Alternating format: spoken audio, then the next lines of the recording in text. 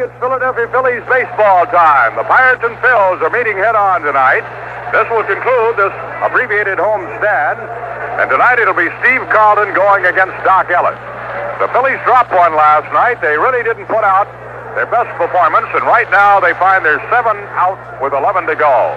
The magic number seems to be 5, but they're hopeful tonight they can get going. They do have 3 more with the Pirates in Pittsburgh, and of course they got to hope the Cardinals can do something against this club.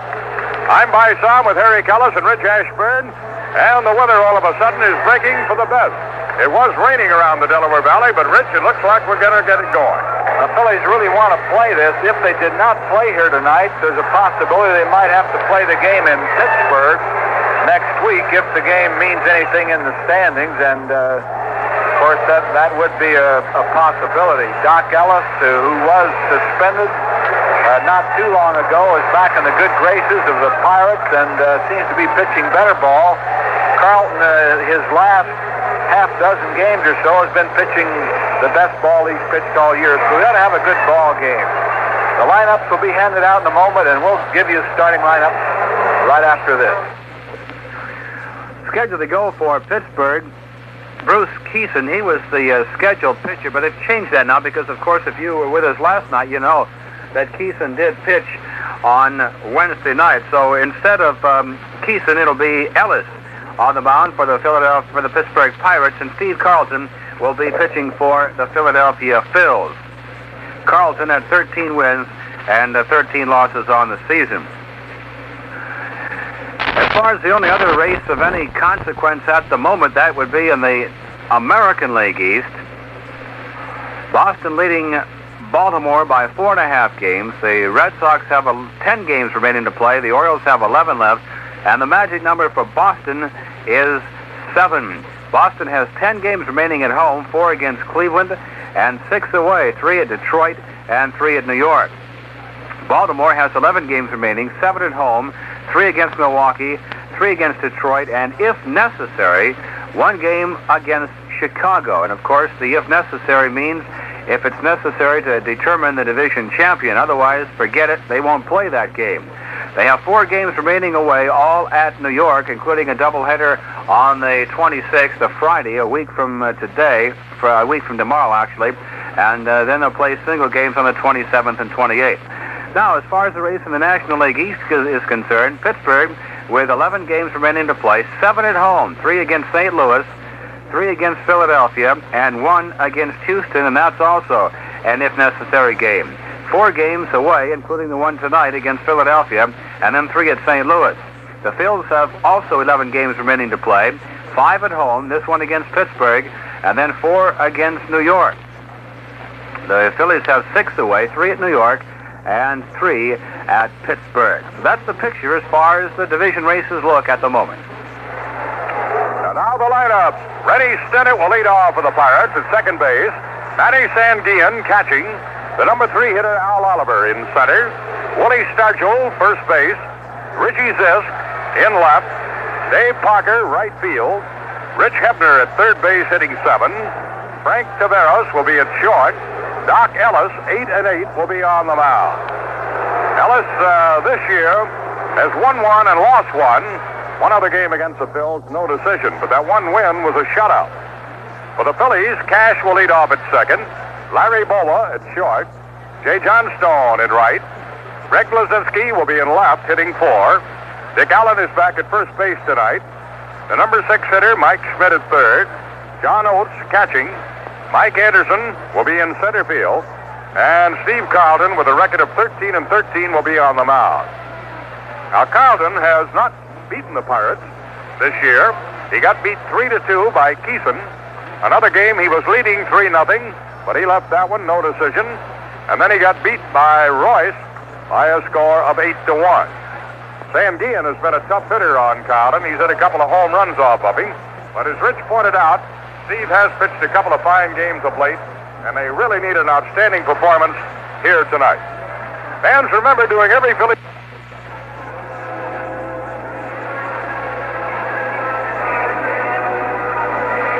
Same goes if we have a Phillies winning pitcher.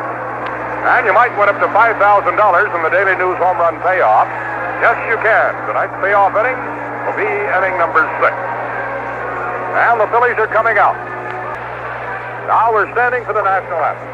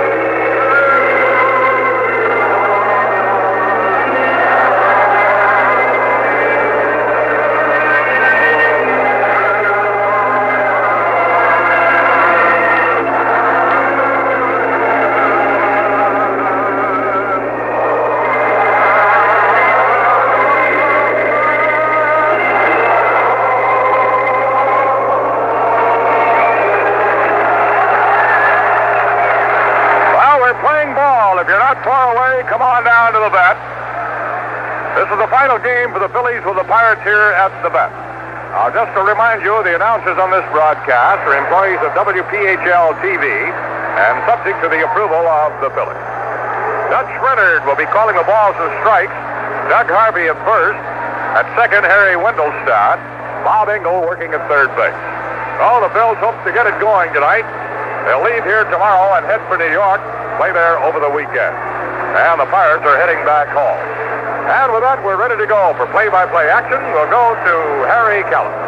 All right, bye. Thank you very much. Good evening, everyone. We're going to start the ball game tonight in a steady rain. It is raining very steadily.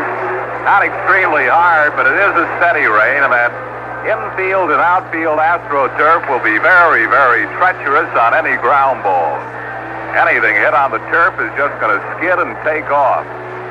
Steve Carlson has evened up his record at 13-13 in his last 4 or 5 outings. Has pitched very, very well. Has not beaten the Pirates this year. He is 0-2 this year. Lifetime 1 game below the 500 mark at 16-17. Besides the driving rain, it is quite chilly here tonight. Rennie Stennett will lead off for the Pirates. Stennett has already, in the last 2 games, shattered 2 Major League records. He tied an all-time Major League mark, going 7 for 7 against the Cubs on Tuesday afternoon. And then last night got 3 hits to shatter a National League record of most hits in 2 consecutive 9-inning games, 10. Tonight he will be going for a record of most hits in 3 consecutive 9-inning games, and that National League mark is 12. Rennie Stennett batting at .290. Steve Carlson winds in the first pitch of the ball game. Fastball, strike is called. 1 strike to count to Rennie Stennett. He'll be followed by Manny Sanguillen, then Al Oliver. 1 strike pitch, breaking ball, line drive, hit left center field, going all the way back to the fence. Here's Stennett heading for second, rounding second, he'll drive for third. Ball is thrown, not in time, a triple for Rennie Stennett. Rennie Stennett continues to slam that baseball, 11 hits in the last 3 games.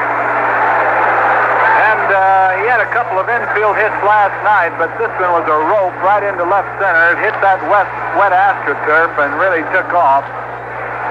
So Stennett with that hot bat is putting a lot of pitchers in early trouble. Here's Manny Sanguillen. Sanguillen hitting .332. Third leading hitter in the National League behind Bill Manlock and Chet Simmons. Steve Carlson winds and the pitch to Sanguillen. Swing and a foul back up over the screen. 1 strike to count to Sanguillen. Boy, that Rennie Stennett is in some kind of groove. 1 strike pitch on the way. Swing and a punch foul back behind the Phillies dugout. Count 0-2 to Manny Sanguillen.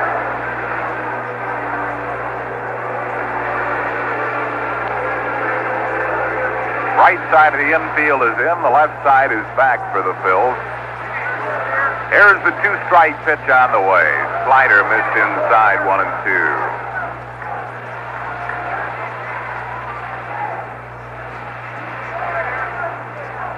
Now Carlton winds. 1-2 pitch to Sanguillen. Line drive foul into the picnic area down the left field side. Count remains a ball and 2 strikes to Sanguillen. Bob Skinner, the Buccos' third base coach. Jose Pagan coaches at first. Here's the 1-2 pitch to Sanguillen, and that's high. It's 2-2. Al Oliver waiting on deck. Now Carlton is set. Here's the 2-2 delivery. High again, ball 3.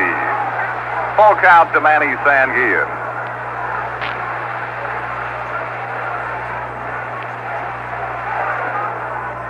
Here's the 3-2 pitch. Swing and a bouncing ball is short. This will score the run. Ball is thrown, not in time. An infield single off the bat of Manny Sanguillen. Stanek comes in to score. And the Pirates are quickly on the board, 1-0. They've been playing very good baseball since that losing streak they had, and in this 2-game series so far, they haven't been able to do anything wrong with those bats. They hit the ball good, it goes in. They hit the ball bad, if somebody beats it out. Sanguillen beating out an infield single. Here's Al Oliver. Oliver hitting at 284, and the pitch to him. High for a ball. Ball and no strikes to count to Al Oliver. Pirates with that 7-game lead in National League East. 1-0 pitch on the way. Fastball over for a strike call in the outside corner, 1-1. Dutch Renner behind the plate, a very vociferous umpire.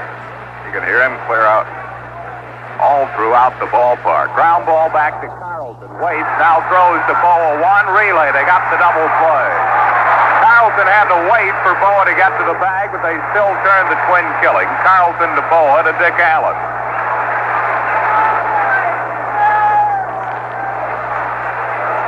Two out, nobody on base. That'll bring on Willie Stargell. Willie hitting .299. 22 homers, 88 runs batted in.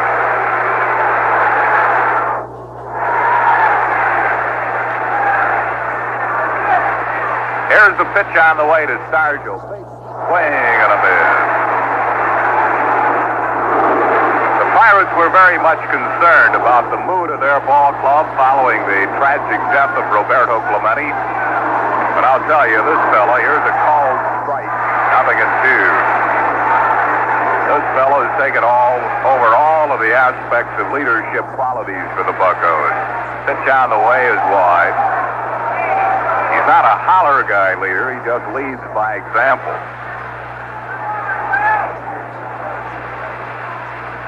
1-2 pitch on the way to Stargell. Missed wide again. It's 2-2.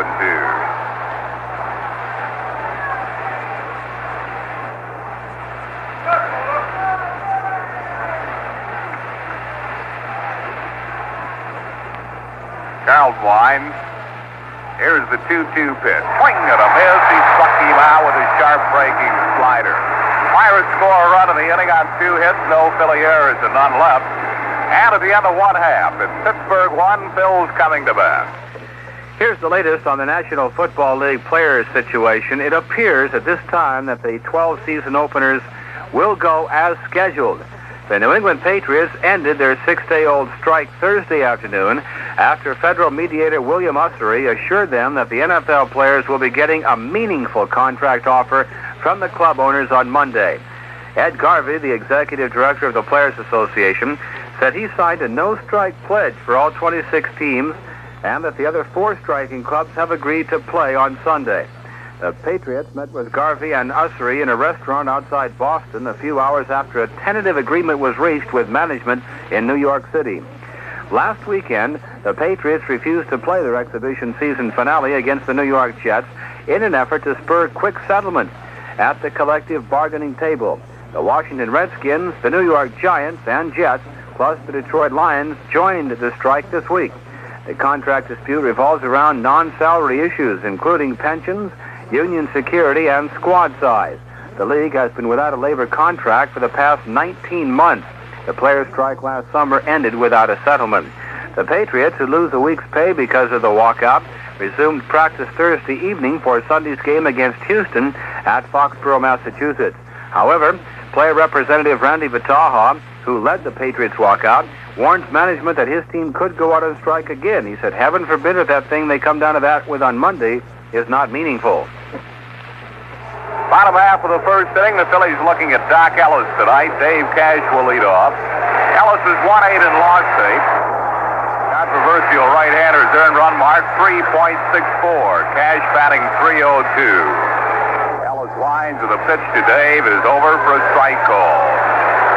Ellis was suspended from this ball club for a couple of weeks and reinstated. One strike to count to Dave Cash. The pitch to him is high for a ball. It's 1-1. Dave leads the National League in hits along with Steve Garvey. They each have 197. Cash leads the league in runs scored, 106. 1-1 pitch to Dave. Bouncing ball up the middle. Tavares, or rather it's Senate, long throw, no play. Tavares and Senate crisscross. Senate grabbed the ball, threw to first base late, an infield single for Dave Cash. Right up the middle, the ball really seems to be skipping at will tonight on this wet AstroTurf. It'll hit and really take off. We are playing in a steady rain, although not hard enough to halt proceedings. The turf is very, very wet. Here's Larry Boa. Boa batting 306. The pitch to him. Over for a strike call. Boa has hit Doc Ellis very well this year. 8 hits and 11 at-bats against Doc.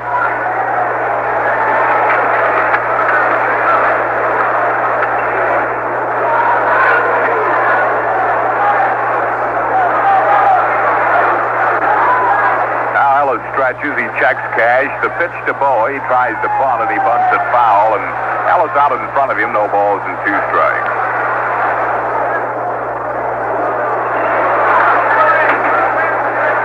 Boa this year batting 323 against Pirate pitching. Dave Cash first base, nobody out, bottom of the first.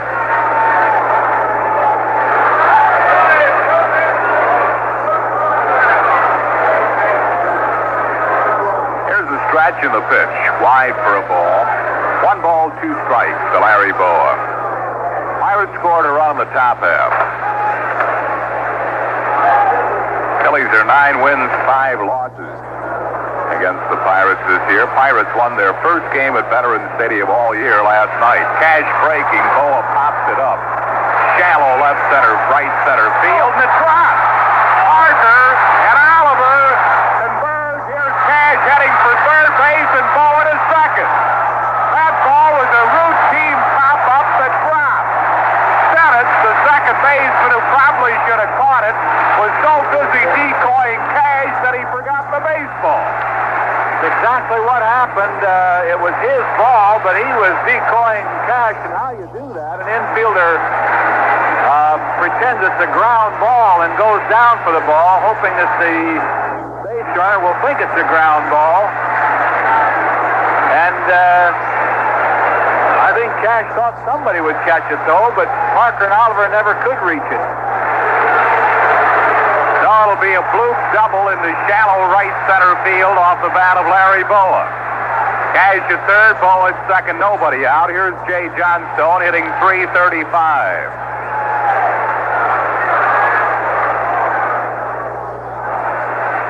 Here's the pitch to Johnstone. He looks at a breaking ball for a strike called. Jay against the Pirates this year hitting .385, lifetime .405.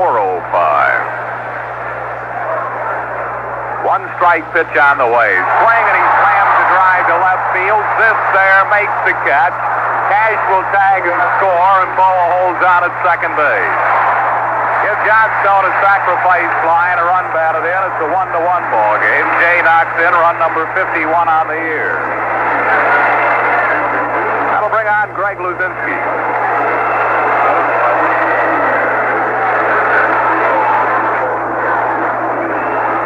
The bull is hitting 300 on the nose. Leads the majors and runs batted in with 116.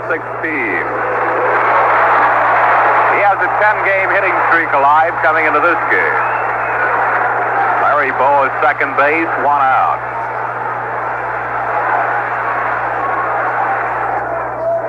Here's the pitch to Luzinski. Ground ball foul down the third base side. 1 strike to count to Greg Luzinski. Rain still coming down very steadily here at the vet. Accompanied by some very strong winds. Winds swirl here at Veterans Stadium, so it's hard to tell which way they're blowing. 1 strike pitch. Missing outside for a ball, 1-1. Greg is trying to become the first National League RBI leader for the Phils since Del Ennis turned the trick back in 1950 with 126. 1-1 pitch. Swing and a fly ball right center field. Playable. Deep is Al Oliver. He makes the catch. Cole will tag at second and move to third. So Luzinski flies out to deep right center field to Al Oliver. 2 down. That'll bring on Dick Allen. Allen hitting 229, 11 home runs, 55 runs batted in.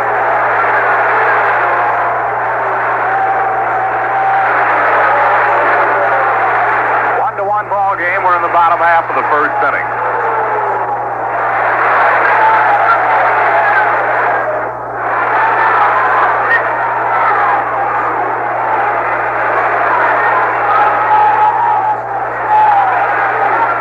Here's the pitch to Allen. He fouls one back to the screen. 1 strike to count to Dick Allen.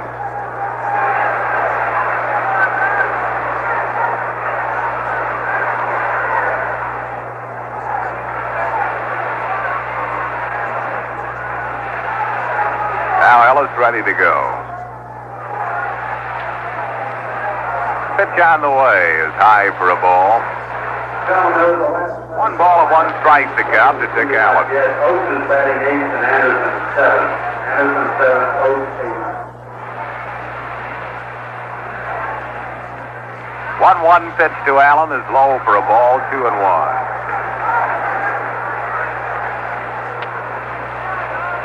Bow at third base, 2 down, 2 balls and a strike to Dick Allen.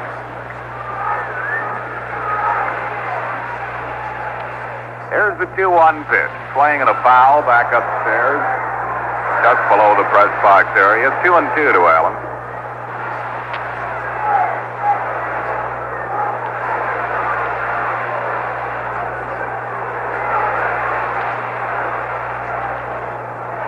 Doc Ellis back on the rubber. Doc's 1-1 this year against the Phils. His win a shutout. Here's the 2-2 pitch. Swing and a pop-up. Right behind second base goes Frank Tavares, the shortstop, and he puts it away. Allen is out. Phillies score a run in the inning on 2 hits, no Pirate errors, 1 left. And at the end of 1, the score, Phils 1, Buccos 1. Taking a look at the rest of the schedule in the National League on Thursday, Cincinnati is at Atlanta. Gary Nolan goes against Carl Morton. Nolan at 13-9. Nolan pitching for Cincinnati. Morton for Atlanta, 17-16. Chicago is at New York. Steve Stone goes against Hank Webb. And Montreal plays at St. Louis. Dan Worthen against Ron Reed. In the American League, one afternoon game was played. Kansas City at Minnesota. And the Royals won 4-3. 4 runs, 9 hits, and 2 errors for Kansas City. And for Minnesota, 3 runs, 11 hits, and 3 errors. Fitzmaurice and Sadecki and Thorpe for Kansas City. Bain and Campbell for Minnesota. Sadecki got the win. His record is 1-0. Bain, the loser, is 1-1. Otis hit his 9th for Kansas City, none on in the first. Killebrew hit his 14th for the Royals with none on in the second. And Carew hit his 14th for the Twins with 1 on in the fourth. And that's just about it as far as American League action at this moment. Cleveland at Detroit will be getting underway shortly. Jim Bibby against Dave Lemancic. California at Texas later on. Oakland at Chicago later on. And that's the schedule in the American League for this Thursday. Leading off for the Pirates, Richie Zisk here in the second. Zisk batting .294. 20 home runs, 71 runs batted in. Carlton winds and the pitch to Zisk. Bouncing up there for a ball.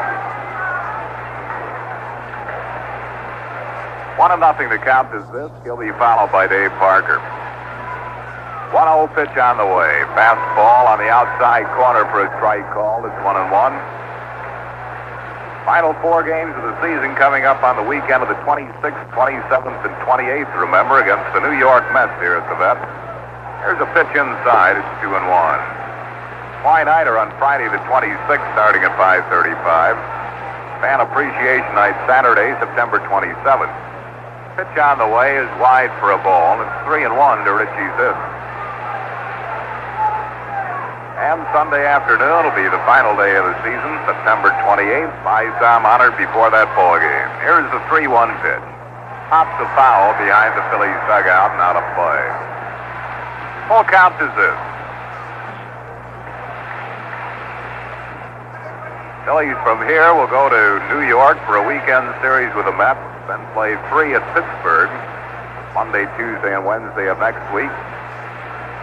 Off day Thursday, and then that 4-game set with the Mets here at Veterans Stadium to wrap up the season.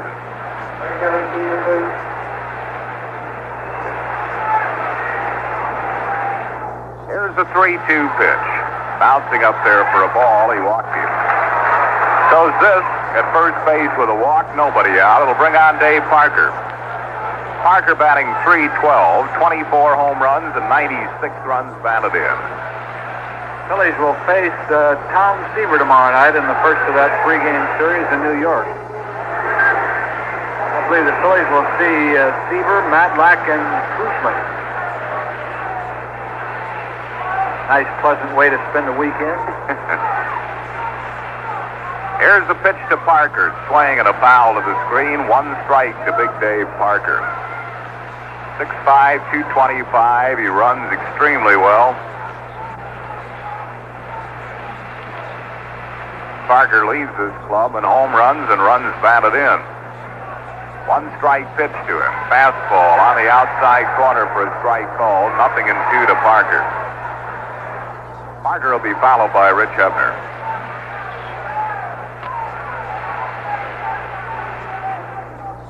2-strike pitch. Breaking ball. He checked his swing as it came bouncing up there for a ball. A good block by Oates. 1-2 to Parker.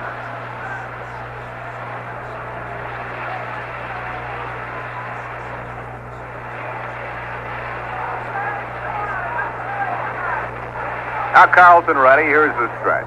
1-2 pitch. Swing and a pop foul down the third base side. Not a play. It stays 1-2. Pirates got a run in the first on a triple by Rennie Stennett and an infield single by Manny Sanguillen.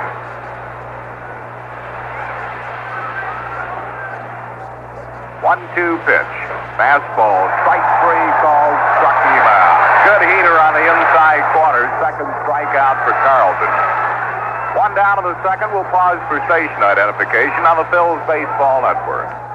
This is the American Forces Radio and Television Service.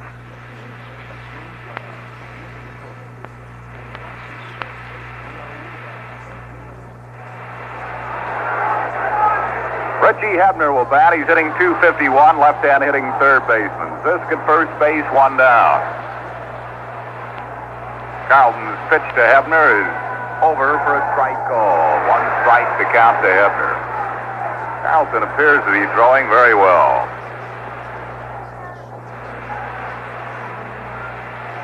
One strike pitch on the way. Another fastball right over the heart of the plate.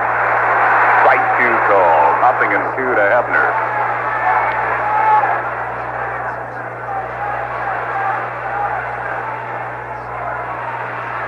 Here's the 2-strike pitch. Ooh, didn't miss by much. 1 ball and 2 strikes to Hebner.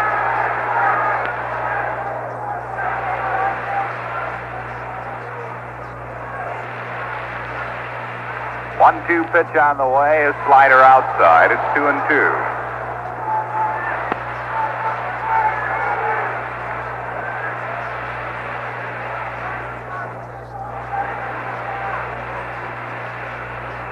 Carlton stretches, 2-2 pitch. Swing and a miss. Struck him out with a curveball. That's 3 strikeouts for Carlton. 2 down here in the second. It brings on Frank Tavares. Tavares hitting at .213. Rain still falling here at the bat. Steady drizzle. Game started in a steady drizzle. We're in the second of a 1-1 ball game. Zisk at first base and 2 down. Pitch to Tavares. Fastball high for a ball.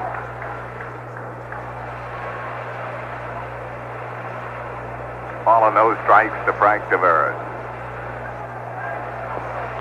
1-0 pitch to him. Swing and a foul. Sharply off the mask of catcher John Oates. 1-1 to the Pirates shortstop.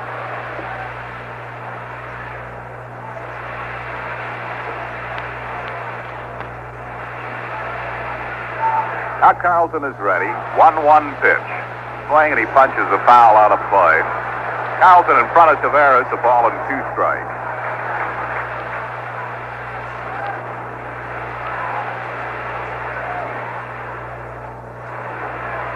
At Shea Stadium, Donnie Moore for the Chicago Cubs, Hank Webb for the New York Mets. 1-2 pitch. Breaking ball, swing and a miss. He struck him out. Carlton strikes out the side. 4 strikeouts for him in the game. No runs, no hits, no Philly errors. 1 left after 1.5. Phils 1, Buccos 1. This is news from American Contemporary Radio. I'm Mike Dewey. Patty Hearst is in jail. Patty Hearst has been found. The missing newspaper heiress was arrested today by FBI agents at a house in San Francisco's Mission District. Arrested with her was Wendy Yoshimura, an artist linked to radical movements and known to be connected to the Symbionese Liberation Army. Just before Miss Hearst's arrest today, her colleagues, William and Emily Harris, were picked up by FBI agents on a San Francisco street. The FBI says agents were conducting interviews in connection with the Hearst case when they spotted 2 individuals who resembled the Harrises. After watching them for a while, the FBI says agents picked them up. There was no trouble, although agents say Emily Harris tried to run away, but she was nabbed after only a few steps. When Miss Hearst was arrested, agents said she did not try to get away, although she had earlier vowed not to be taken alive. In Los Angeles, Mrs. Catherine Hearst, Patty's mother, was reportedly relieved and shaken by the news of her daughter. They found Patty, she said, after an emergency phone call interrupted her during an executive session of the California Board of Regents. Repeating, Patricia Hearst was arrested today in San Francisco. This is ABC Contemporary Radio.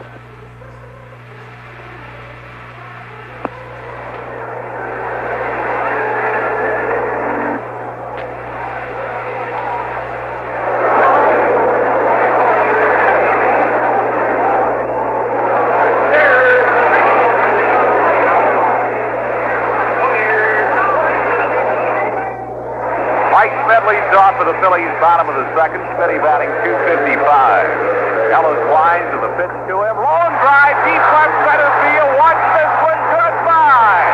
Towering home run off the scoreboard. Mike Smith, the major league leader, hits number 37.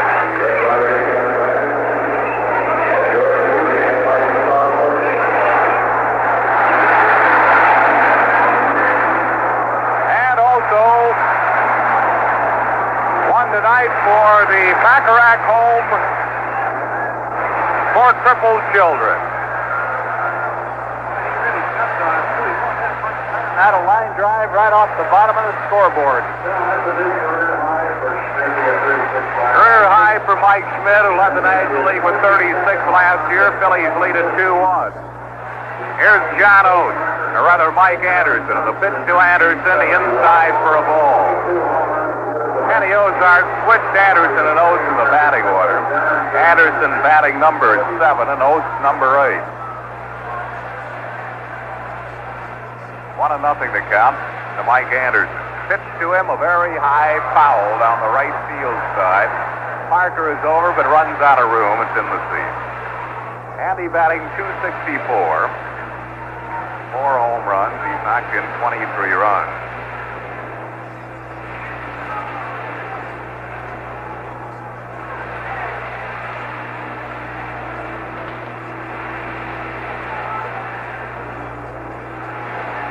One to count to Mike Anderson. That has put the Phillies in front 2-1. The pitch to Andy, late swing and a foul over the screen, a ball and 2 strikes. Fans, you can win up to $5,000 at the Daily News Home Run Payoff. Yes, you can. Tonight's payoff inning will be the 6th inning.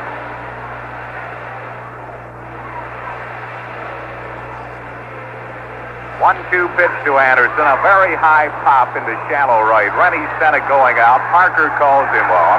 Right fielder makes the grab, and Anderson is out 1 down. We'll bring out John Oates.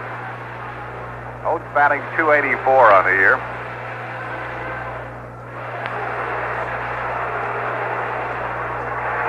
Phillies have taken a 2-1 lead here in the 2nd inning.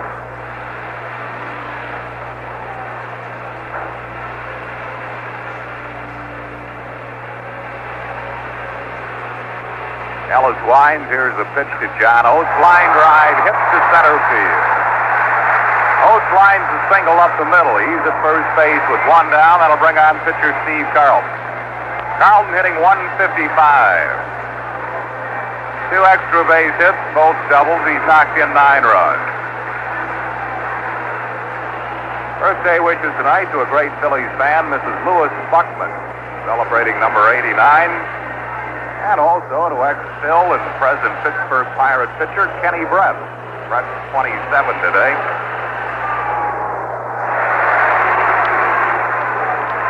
Oates at first base, 1 down.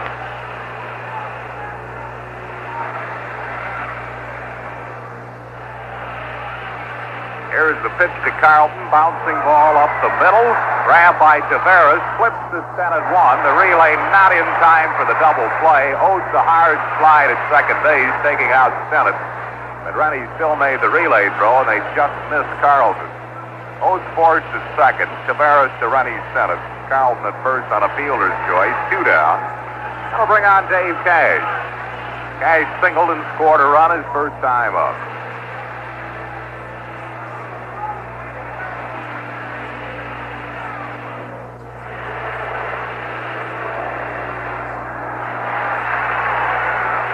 Phil's in front, bottom of the 2nd. Carlton first base, 2 out. Ellis stretches. Here's the pitch to Cash, and it's low for a ball. Our best tonight to Hank Lashinsky in Chickasha, Pennsylvania. Never misses a broadcast. 1-0 pitch. High for a ball. It's 2-0. 2 balls and no strikes to Dave Cash.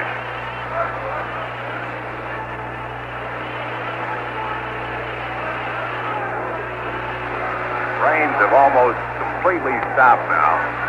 Pitch to Cash is over for a strike call. It's 2-1.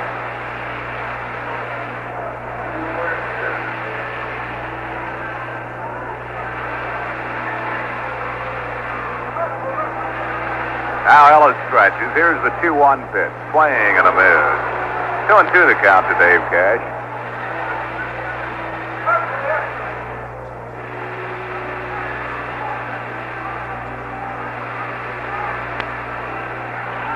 Doc Ellis ready to go to work. Has his sign from Sanguian.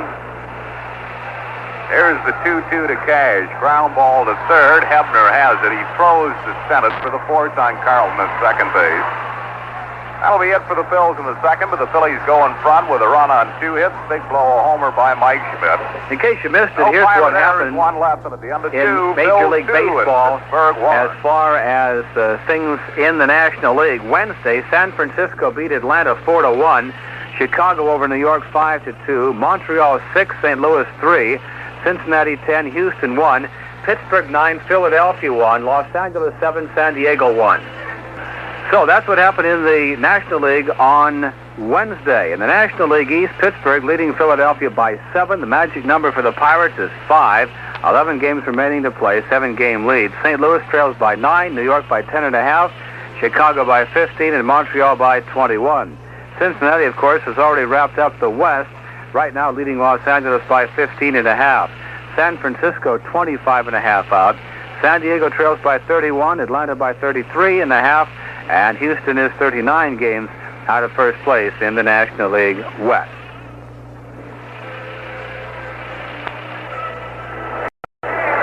Well, the New York Mets will be at Veterans Stadium for the final series of the season. Friday night, the 26th of this month. Twilight double bill starting at 5:35. Saturday night, fan appreciation night with lots of surprises. Plan to come out early for the pregame ceremony at 7. And Sunday afternoon, the 28th, final day of the season. Saam will be honored before the game. Hope to see you here at Veterans Stadium for that big final weekend. 2-1 ball game. Phillies lead it. We move to the third, and here for more play-by-play is Saam. Okay, Harry, and Doc Ellis will lead it off.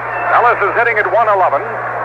Carlton ready to go. The tall lefty fires one in there, a strike call. Carlton's got his strikeout juice going right now. He struck out 4 of the last 5 batters. Cuts loose, and a foul by Ellis. Now, Ellis was suspended, for a while, and he hadn't had too many decisions of late. The last time he pitched, he got beat by Montreal, and the time before that, he won a game over the Cubs. But he's in this game tonight with a record of 8-8. Carlton set, and the pitch missed low and away. 1-2. The magic number is 5 for the Pirates. And Carlton missing again. 2-2.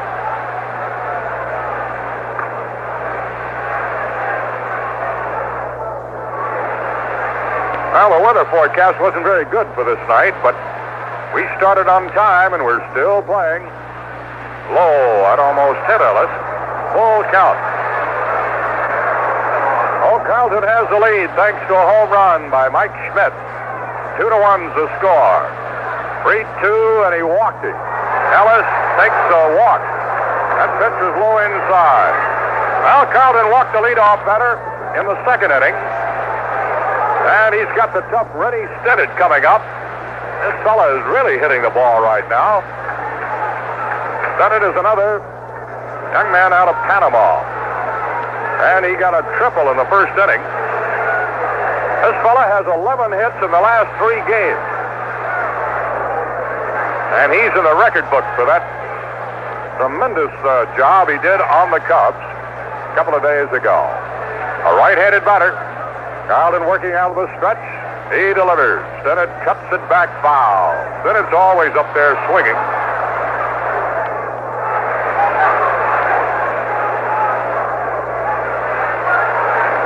Well, the Phillies are going to finish the season at home.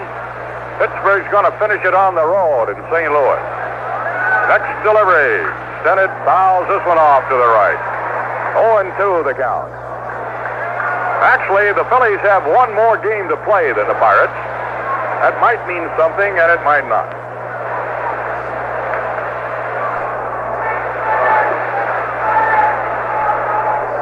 Then it keeps getting a few more hits. He'll be in the 300 circle. Carlton fastball outside. Against the Cincinnati Ball Club, Pittsburgh played better than any other team in the East. They broke even. But Cincinnati, of course, kind of annihilated a lot of teams. And the pitch, curveball, and he fouls it off. Carlton's only given up 2 hits, triple and a single. Stennett got the triple, Sanguillen got the single. All right, Steve, ready, checks Ellis, delivers a curveball, a chop down to short. Ball up and over to Cash. That's the only play. That ball was hit in such fashion, no chance for a double play. So Stennett will be on. Ellis is out. And Sanguillen is up. Sanguillen is now hit in 13 of the last 14 games. And you don't think of him as a home run hitter, but he's hit 2 home runs off Carlton. More of a line drive style hitter. Here's the first one. It is a strike call.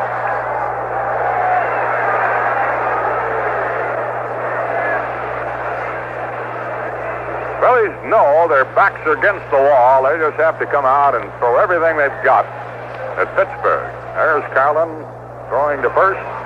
Too late. Sanguillen seems to be the most relaxed ball player you'll ever see. All right, he's in there. The pitch fouled off. That was out of the strike zone, but he went after it. 0-2.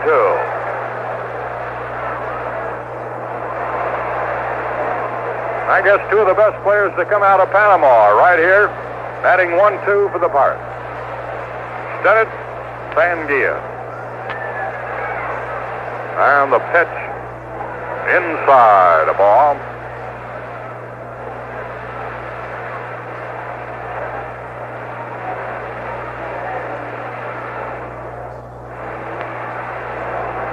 We're in the third inning, top half of it. The pitch, curveball. He swings, he misses, and it's a strikeout.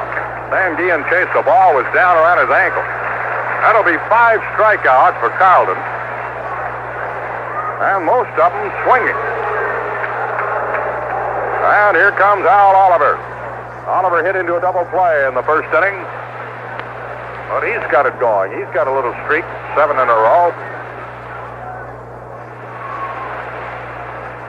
Now the pitch, swing, strike one. That was a blazing fastball at Carlton's third. Doesn't seem like any of the Pirates, except for maybe Taveras, choke up on the bat. They swings the very end of the bat. Here's the pitch. It's in the dirt. 1-1.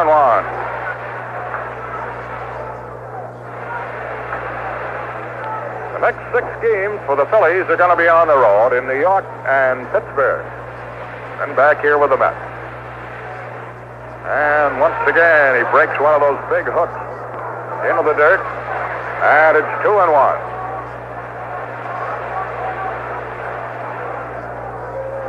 Oates is out there talking with his pitcher. Now, the Pirates scored in the first inning. The Phillies retaliated. They tied it up in the first. And then Mike Schmidt in the second drilled a home run to left center. And that's the story. 2-1 Phillies. Working on Oliver. And it's over. Strike 2 call. Carlton seems to have great stuff.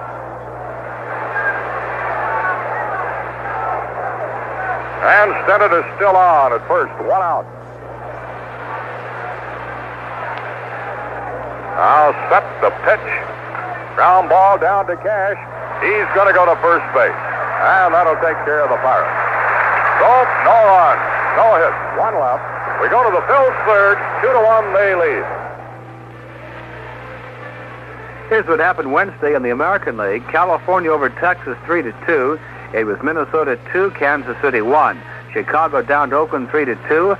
Baltimore 5, Boston 2. Detroit 4, Cleveland nothing. And in 11 innings, New York over Milwaukee 6-5. So after the games on Wednesday, Boston with a 4.5 game lead over Baltimore. The magic number for the Red Sox is 7. New York trailing by 11.5. Cleveland is 15.5 out. Milwaukee trails by 26.5, and Detroit 33.5 out. In the West, Oakland by 7.5 over Kansas City. Magic number for Oakland is 4. Texas is 19.5 out. Minnesota trails by 20. Chicago by 20. And California is 24.5 out. So quite a battle right now for third place in the American League West. Texas leading that position by half a game over Minnesota and Chicago, and a fair chance for California to move up.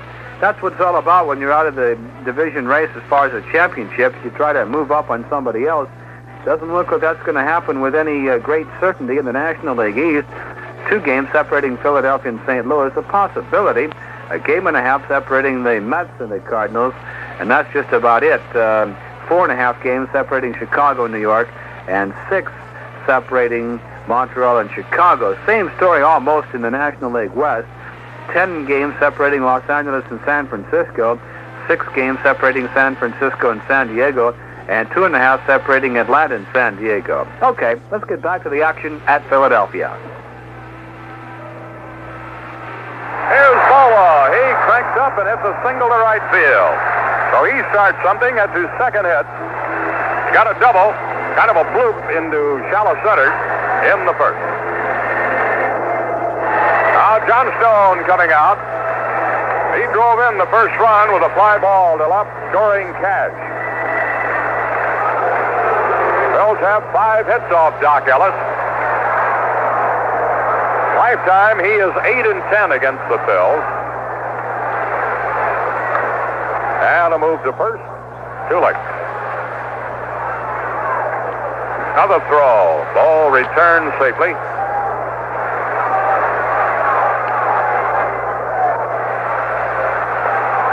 Now Doc delivers. There goes a runner. The pitch is in. Johnstone stepped back like it might have hit him, but they called it a strike, and ball was steal. Sanguin, I believe, was complaining that Johnstone might have interfered with him. Jay squared around. That will keep the catcher back there a little bit sometimes, but no interference called. And for bowler number 24 in base stealing. And it's one strike on Jay. The pitch to him. He tried to bunt it to third, but it's going foul. Strike two. Well, he had an idea there, but the ball goes foul. Well, the Phils have to get runs because this Pirate Club, they can really get runs.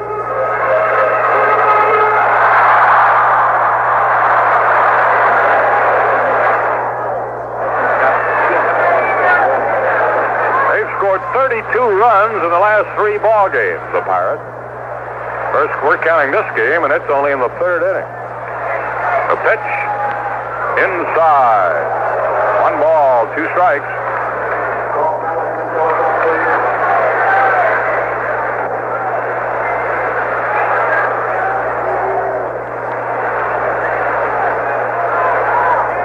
Now this is principally a slider and sinker baller. Stretches, delivers, and Jay fouls another one off.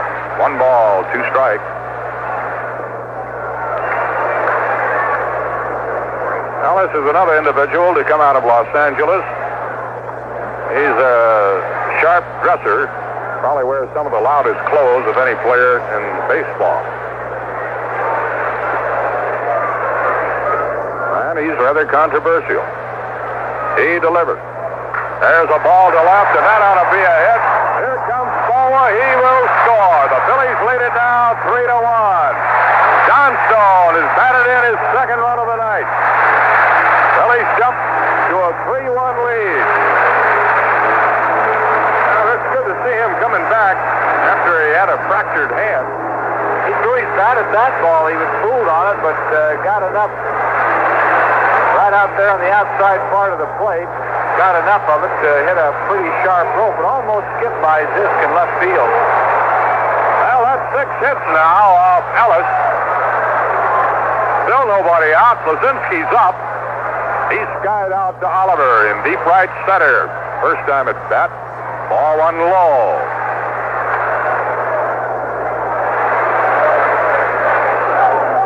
Well, whoever wins in the East will have to play Cincinnati.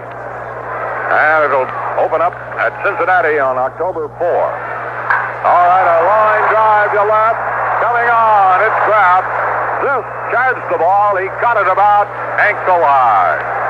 Well, that started out like a hit. Fred hit that ball too well. You know, this, they say he's not much of a defensive outfielder. He plays left against the Phillies now. He used to play right field, and he's made some great plays out there against this ball club. Now, this has really come on. There's no question about it. And Dick Allen will be up there to bat.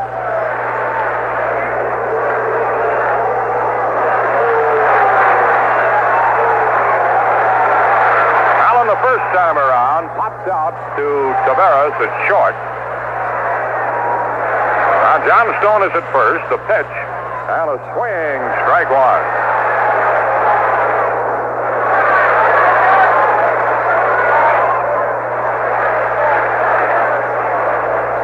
The Phillies have their hitting suits on tonight. They picked up 2 hits in each inning so far. And they're up 3-1. Doc delivers. Strike 2 call. That pitch got a corner going away from Allen.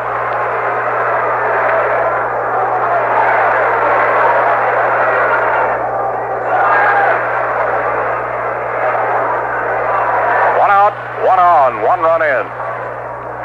Phil's batting in the 3rd. The pitch. There's the ground ball. Stargell scoops, throws. 1 to Taveras. Return throw. And the umpire at first said not in time. Now, Stargell, that was a hot shot. He went to short. He got the lead man, Johnstone. It was pretty close at first, but Allen's safe. 2 down. And Mike Schmidt, he really brought the Philly fans to their feet with a home run in the second inning. Number 37. And he's hit 22 of those right here in the home base. Mike wanted us to pass happy birthday greetings along to Grandma Schmidt, listening out in Ohio. Well, he's got a lot of fans listening out there in Dayton, Rich.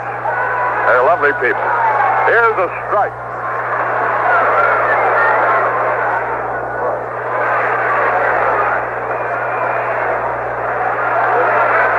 Knight didn't waste any time in that second inning. He hit the first pitch. Ellis delivers inside. 1 ball, 1 strike.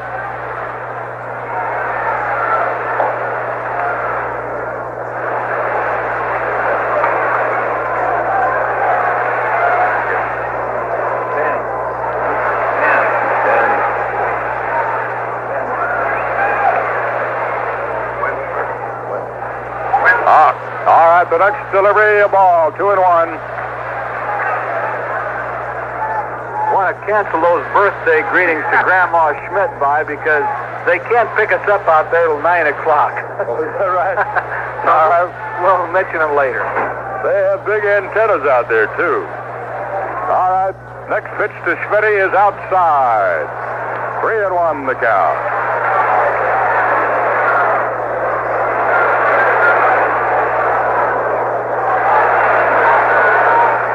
Have scored in each inning.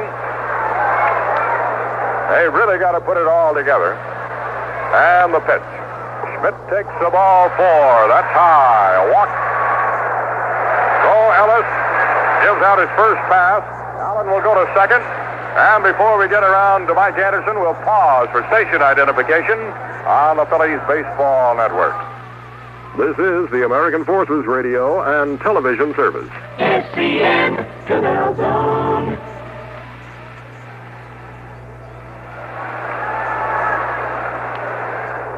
Mike Anderson standing in. 2 on, 1 run in, 2 out. Anderson flied out to Parker in right, his only time up.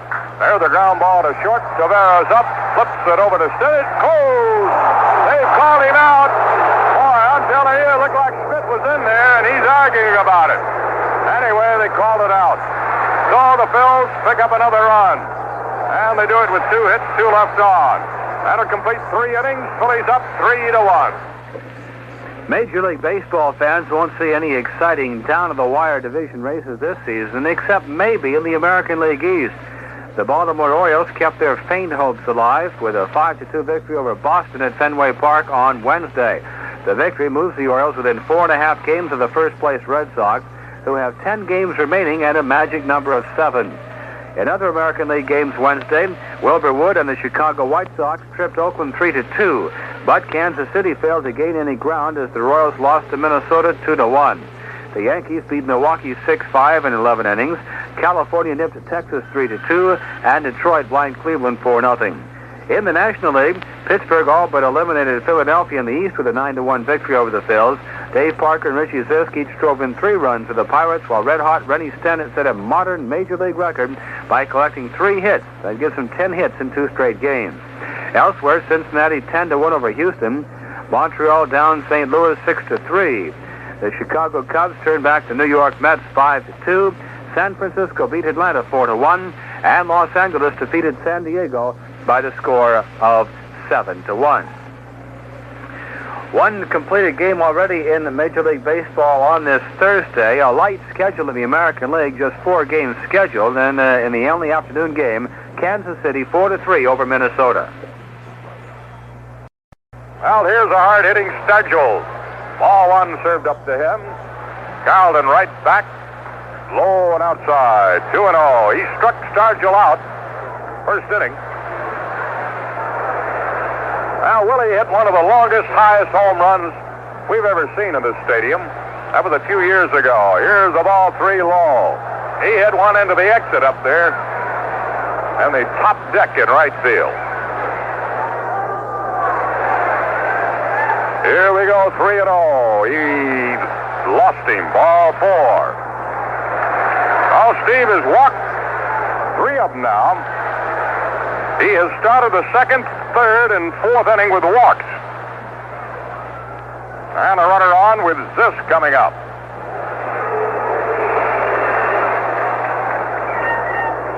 Now Chicago playing New York. And Moore is now pitching. All right, here we go. A bounding ball hit to Schmidt. 1 out at 2nd. Not in time for double play. Schmidt, he was way back at 3rd base. And he did about the best he could to get Stargell out. Force out at 2nd. And Richie Zisk, who's been a hot item in the series, is on. Here's the story. Chicago got 4 in the 1st inning. New York got 1.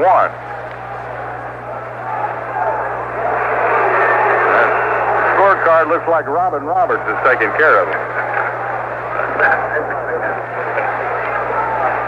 Robbie's here. He's next door. Maybe he'll drift over. All right, here's the left-handed hitting Parker, fouling one off. Strike 1.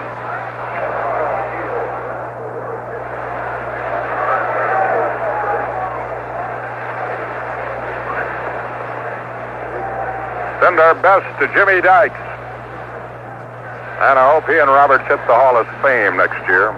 Here's the ball, 1-1. Parker struck out. He took a strike 3 call this only time at bat. He works fast, ready to go. The lefty delivers. Low inside, 2-1.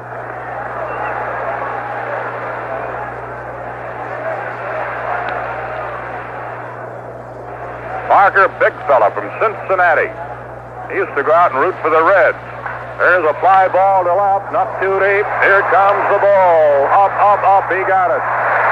So Parker's retired. 2 down. Rich Hebner coming up. Well, his folks can hear WCAU and our Phillies network anytime we're on.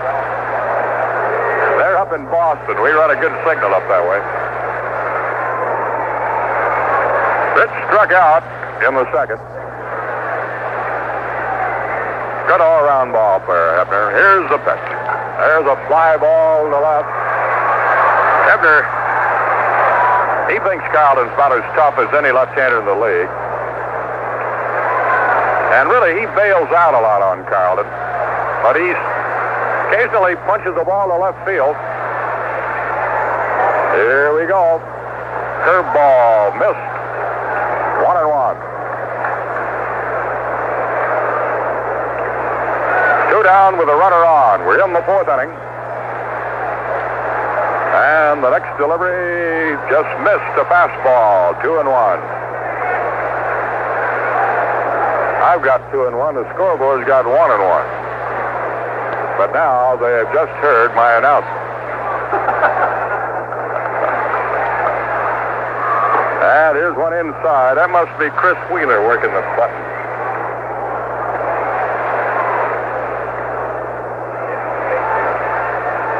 Think if we ever had a day for him, anybody would show up. Here's a pitch. Fly ball popped up. Schmidt going back. Boa coming out. Boa gets the green light, and he got it. So that's all for Hebner. No runs, no hits, 1 left.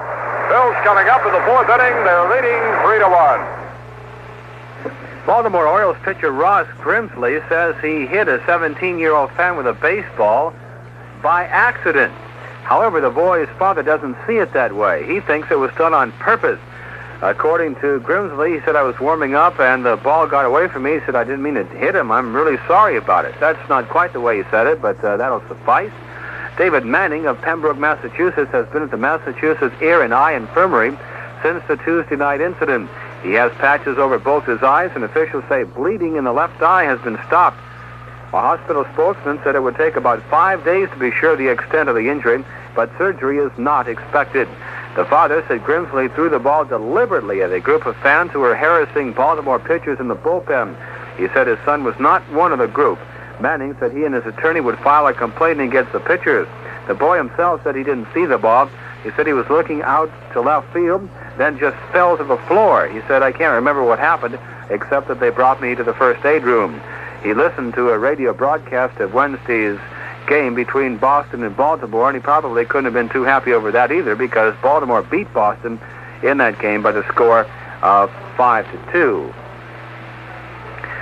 So Ross Grimsley, faced with a possible lawsuit, you kind of wonder just how they can prove that it was done deliberately, unless the young man was a considerable distance away from the catcher. But stay tuned. We'll keep you up to date with that one.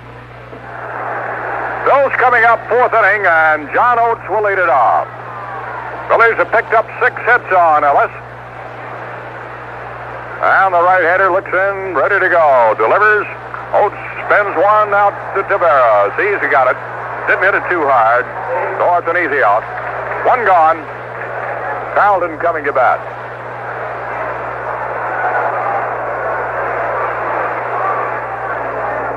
It's getting a little windy down here. You don't notice it in the park itself, but looking at the flags.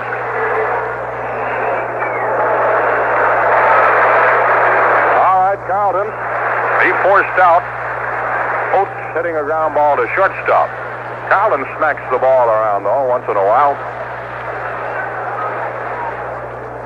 Batting left-handed. Ellis delivers, strike call.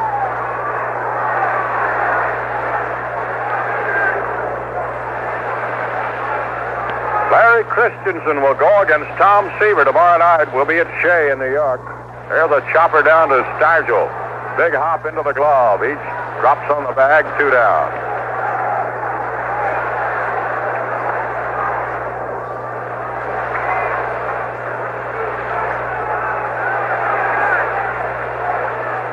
Now Cash will be coming out. Dave has 1 hit. He's been up twice. Dave really hits the ball against this Pirate club. He has 26 hits against this club alone. And he's got a lot of friends on this club, too. But he's battling them. All right, Ellis, ready to go. The pitch. Dave swings and misses. Strike 1. And Cash has scored another run. He leads the league in runs scored. I don't know how much that counts at contract time, but it counts something. All right, there's a fly ball to left center. Richie Zisk over Oliver. That ball is in between them. And Cash has himself a double, and now here he goes to third. Here's a throw. He made it. They bobbled that ball for a little while in the left field corner. So Cash just kept on going. Could be a double and an error. Just got it off the wall and then dropped it, and that gave Cash the extra base. That could mean something, because with Boa coming up, the outfield really plays Larry shallow. Sometimes make it tough to score from second on a single, but I believe they're giving him a triple all the way. The ball was really between those fellas. I thought they were going to really hit head on. But then, of course, after untangling a little bit, they went after the ball. So they haven't given. And Cash is on at third. Ball hits the ball back to center ball. And this is going to be the final out. 4-3 on that play. So, no runs in that inning. 1 hit and 1 man left on. The end of 4. The Phillies still lead it 3-1. I was just talking between innings. Preston Clough will come along here in a couple of half innings later and take over the action between innings. But we were talking about that thing with Ross Grimsley. He says, Ken, he said, I've been at Boston Fenway Park a lot of times, and he said, I want to tell you something. There is no way, if it would happen where I think it happened, it could have been an accident. He said he'd have to throw the thing 90 feet up in the air one direction, or throw it about 45 degrees offline with a catcher in another. He said the only possibility for that to happen legitimately, and of course we're not passing judgment, be sure you understand that, but he said the only possibility would have been in the right field bullpen, and that would have been a pretty tough effort. So that's the benefit of that from somebody who's been there a number of times. Preston Clough, the old Boston Red Sox fan, and Press is pretty happy right now too, because Boston's hanging right in there in the American League East. Magic number 7 10 games remaining to play for Boston and 11 left for Baltimore. Well, Fan Saturday night, September the 27th, it's going to be a big night here. It's Fan Appreciation Night. And every fan coming into the vet that night will be getting a very handsome album. You'll get 7 colored photographs of some of the Phil ball players. So try to make it, won't you? That's on Saturday night, the 27th. All right, we have a 3-1 lead. We go into the 5th inning, and Rich. Okay, bye. Frank Tavares, the shortstop up there, takes a fastball over, strike one. Tavares struck out his first time up. Tavares, Ellis, and Stennett here in the 5th. Carl's next pitch. A little high. The count is 1-1 to Tavares. 3-1 Phillies lead. Carlton has given up 2 hits and a run, both in the first inning. Tavares takes another fastball over, called strike. Tavares didn't like the call by Rennert, the home plate umpire.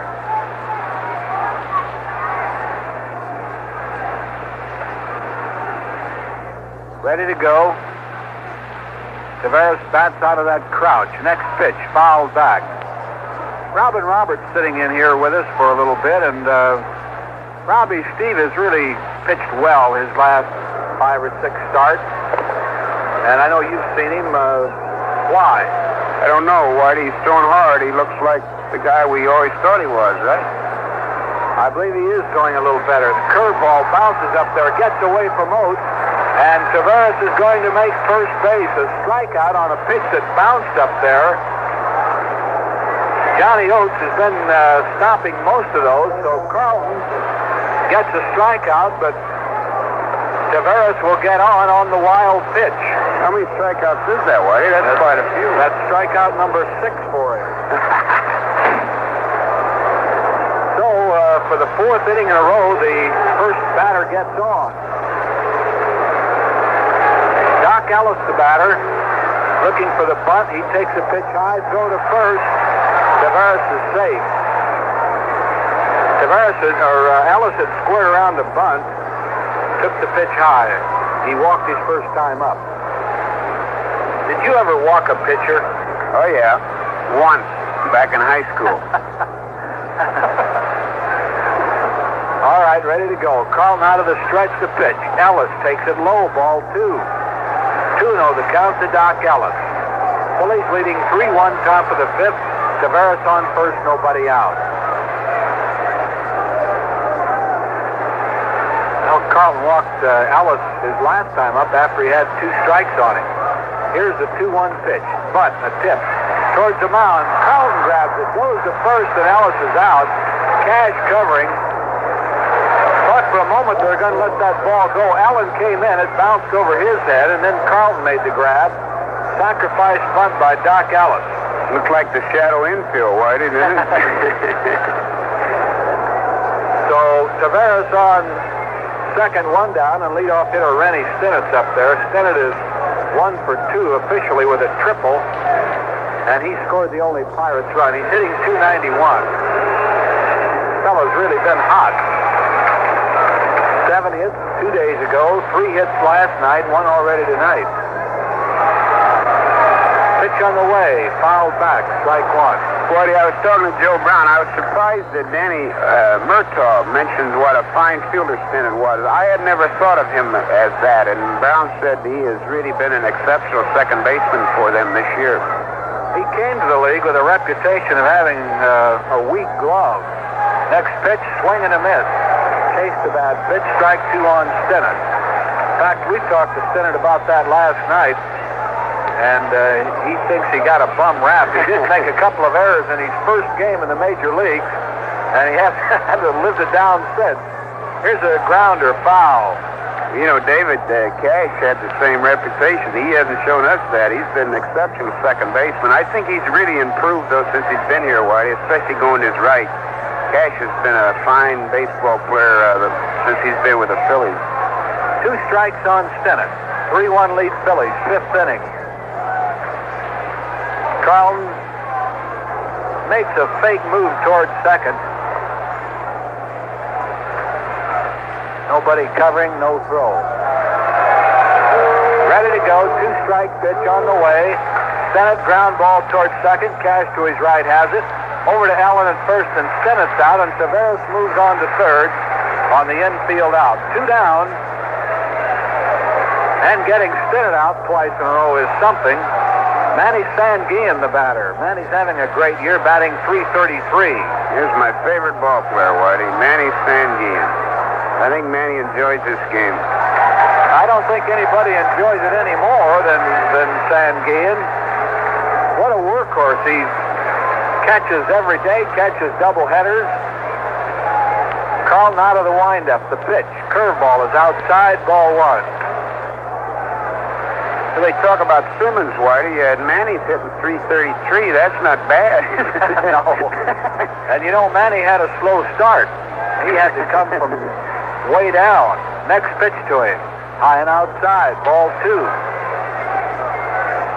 I think Wally Moses would take him under his wing, wouldn't he? .333.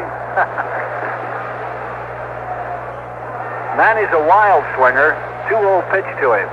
Curveball gets away from Oates. Now Taveras does not try to score. It rolled about 15 feet away from Oates. Pitch in the dirt. Ball 3 now to Sanguillen. Boy, Johnny Oates is, I tell you, he has been down in the dirt more in the last week. I think this is the most Johnny's caught for a long time. Whitey, he's sure been a fine hitter, but I think catching every day like that has been a little tough on Johnny. Really, he's done a lot of catching since he came over here. 3-0 the count to Sanguillen. Taveras leads off third. Here's the pitch. Manny takes a called strike. 3-1 the count to Sanguillen. I think Johnny came over here, as he told us, he thought he might catch the second game of doubleheaders. 3-1 pitch on the way. Sanguillen, fly ball right field. Mike Anderson, or Jay Johnstone should get it. Jay is there, under the ball, makes the catch, and that'll end the inning. No runs, no hits, 1 left on after 4.5. It's the Phillies 3 and the Pirates 1. Let's take a look at the baseball scoreboard. First in the American League, afternoon game, Kansas City 4-3 over Minnesota. 4-9-2 for Kansas City. 3 runs, 11 hits, and 3 errors for Minnesota. Bird, Sadecki, and Thorpe for Kansas City.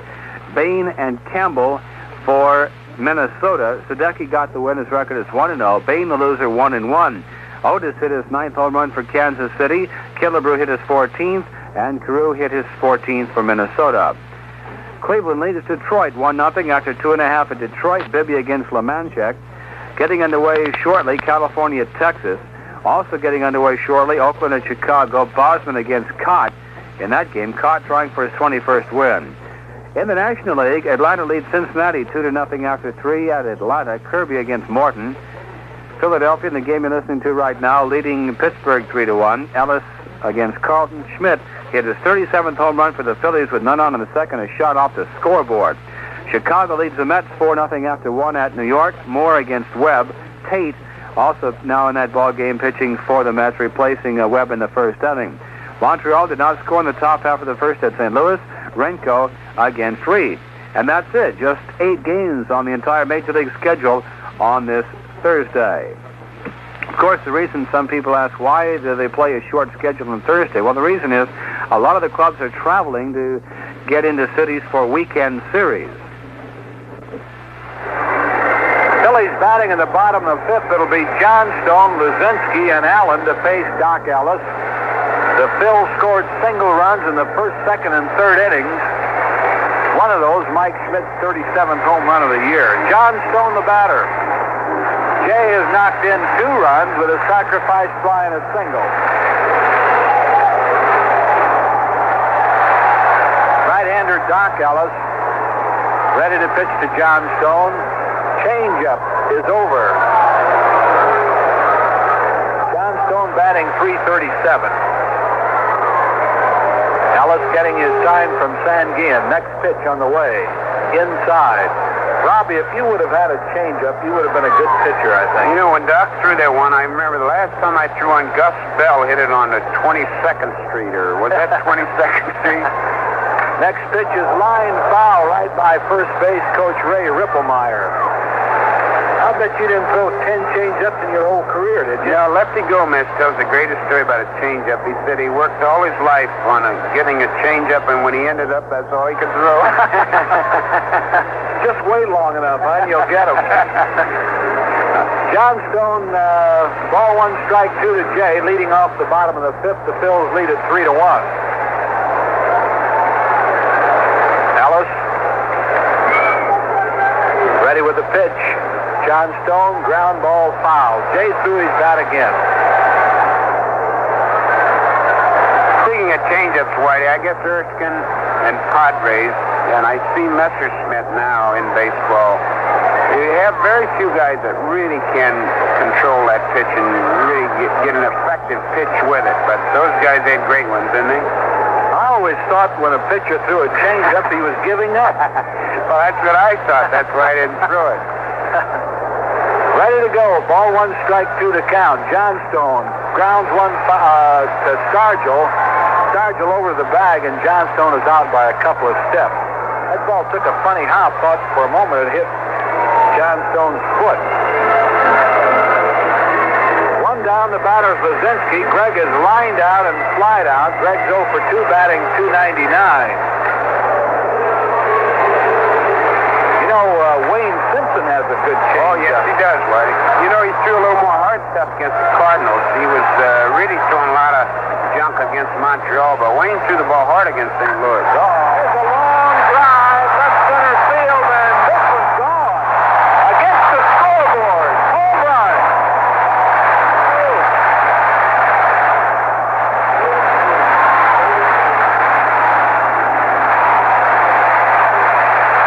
Greg Lazinski, his 33rd home run.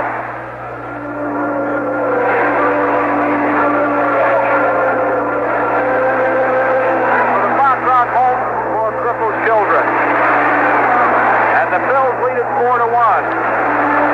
He really slugged that one. Schmidt hit one off the bottom of the scoreboard, and now Lazinski a little higher up on the board. Here's Allen.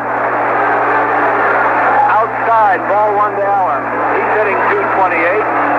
Officially 0 for 2. Greg hit a shot last time up, Whitey. He didn't get it up. It was a line drive at the zip, but he really hit that baby. Allen swings and misses at a off-speed pitch. What is that off-speed pitch he's throwing? I think it's just a slider, Whitey. He slows up on it. 1-1 to count. 1 down. Next pitch, low and outside.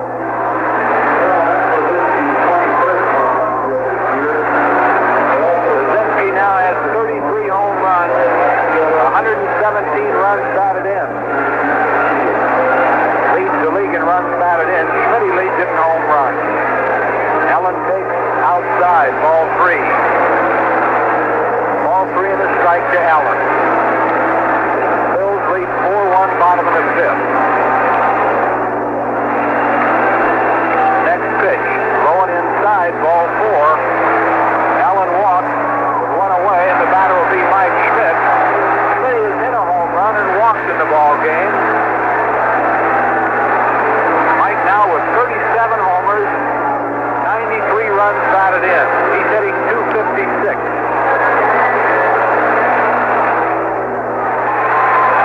That's a lot of back-to-back power. When you get Lazinski, Allen, and Schmidt in there. And, Allen hasn't had a good year for Richie Allen, but he's knocked in 52 runs.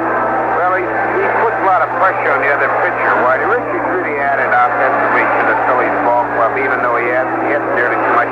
I think the one area that Richie's been disappointed in is his fielding, Whitey. He's been a fast fielder, and I think he's a better athlete than that, and I don't know why that worked out that way, but as a batter, he's helped, not nearly like people thought, but just having him in the lineup with Smitty behind him and Lazinski in front of him, that's quite a group. Pitching coach Don Osborne is headed towards the mound. They have a right-hander out there, Kenta Colby, warming up. And this could be all for Doc Ellis. They've made no signage yet. Ellis has been hit hard. 8 base hits, 2 of those home runs. Cash has had a couple of hits. Bo has had a couple of hits. Johnstone has singled. Ellis is leading the ball game. A pitching change for the Pirates. The score, the Phillies 4, the Pirates 1. We'll be back after this. Well, getting back to the situation Ken Allen was talking about earlier, the Ross Grimsley situation up at Fenway Park, anybody who has been there knows that the 2 bullpens for the home and the visiting team are out in right field. As everybody else also knows, of course, we can forget left field where the wall is 37 feet high. The center field wall, which extends off the bullpen, is 17 feet high. The the pens behind the right field side, down the right field line, the wall is only 3 to 5 feet high. And clarifying the situation, that is the only place that Ross Grimsley could have thrown the baseball accidentally to have hit the child that was hit at Fenway Park on Monday night. If he had thrown it to the right of him, he would have to turn almost directly at a 90-degree angle to throw it in the stands, which definitely could not have been accidental. And, of course, he also could have turned completely around and thrown it up over the center field wall where some 1,500 people can sit. So right now we don't know at the moment where the child was sitting, but the only place he could have been sitting was directly down the right field line if he was to have been hit accidentally by Ross Grimsley of the Baltimore Orioles. But again, the big news for the Orioles is, of course, they are now only 4.5 games behind the Red Sox. That's right where they started before the 2-game series started on Tuesday. But that is really the only race that is left in Major League Baseball. Of course, the Phillies are on their way at the moment of winning this contest, but the magic number for the Buccos, should Philadelphia capture tonight's game, would still be only 5, and they have but 10 remaining. So they would only have to play 500 baseball. And the Phillies, in that case, even if they did play 500 baseball Pittsburgh, Philadelphia could win all their remaining games, and they would still end up 1 game behind. So the Bucs have to play below 500 baseball, 1 game below. Philadelphia would then have to win all of their games to cop or at least tie for the pennant in the National League Eastern Division. So that's how tough it's going to be down the stretch for the Philadelphia Phillies. Hard job, but a much easier one in contrast to Philadelphia facing Baltimore. They are only 4 down in the loss column to the Boston Red Sox. They have 11 games to play. That is if the one against Chicago is necessary on the 29th of this month. Right-hander Kent Tekulve, T-E-K-U-L-V-E on the mound. He's won 1, lost 2. Earned run average 2.33. He'll face Mike Schmidt with Allen on first, 1 down. The Phillies leading 4-1, bottom of the 5th inning. Schmidt has a home run and a walk, hitting .256. Big, skinny right-hander, built along the lines of Bruce Keeson.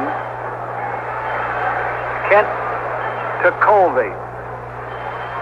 Allen takes a pretty good lead off first. Tekulve out of the stretch, checks the runner. Pitch on the way. Fastball in there. Strike 1. Tekulve comes sidearm.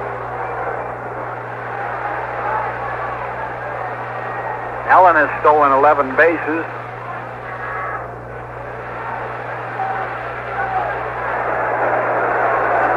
Tekulve ready. Pitch on the way. Schmidt takes high and inside.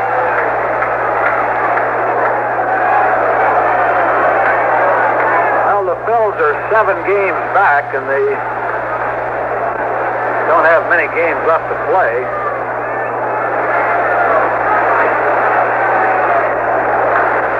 11, including this one.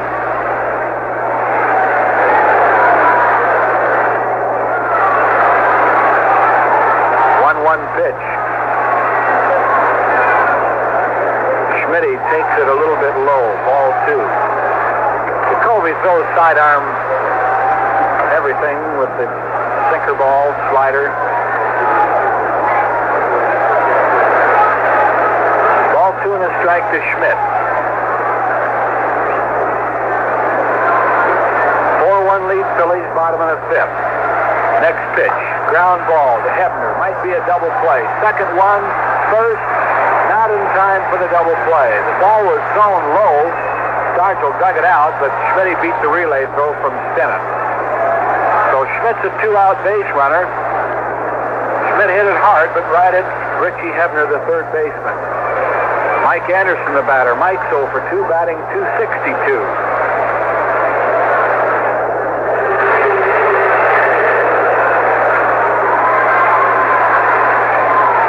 Schmidt has stolen 26 bases. He might try to go here with 2 outs.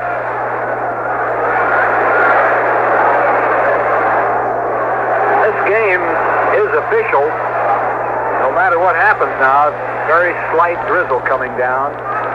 There goes Schmidt. Sanguine's throw is low. Dropped by Stennett. Schmidt stole the base easily. His 27th steal of the year. Probably doesn't that surprise you a little bit about the way this guy runs? Well, we've known it the last couple years. I'm surprised he doesn't seem to get that good a jump, Whitey, but he can really run. And Mike's an excellent slider. He doesn't slow up a bit. He's a fine base runner, and he's trying to get those 30 stolen bases. He's got 27 of them. Looks like he'll make it. Schmidt's on second. 2 outs. Strike 1 to count to Anderson. Here's the pitch. Swing and a miss. Mike fooled on that sidearm slider or curve. We don't know what that pitch is half the time, slider or curve. What was that little spinner you used to slop up there? Mine was a slurve. I had a good one on blazing hook, some days, yes. Next pitch, did Anderson swing?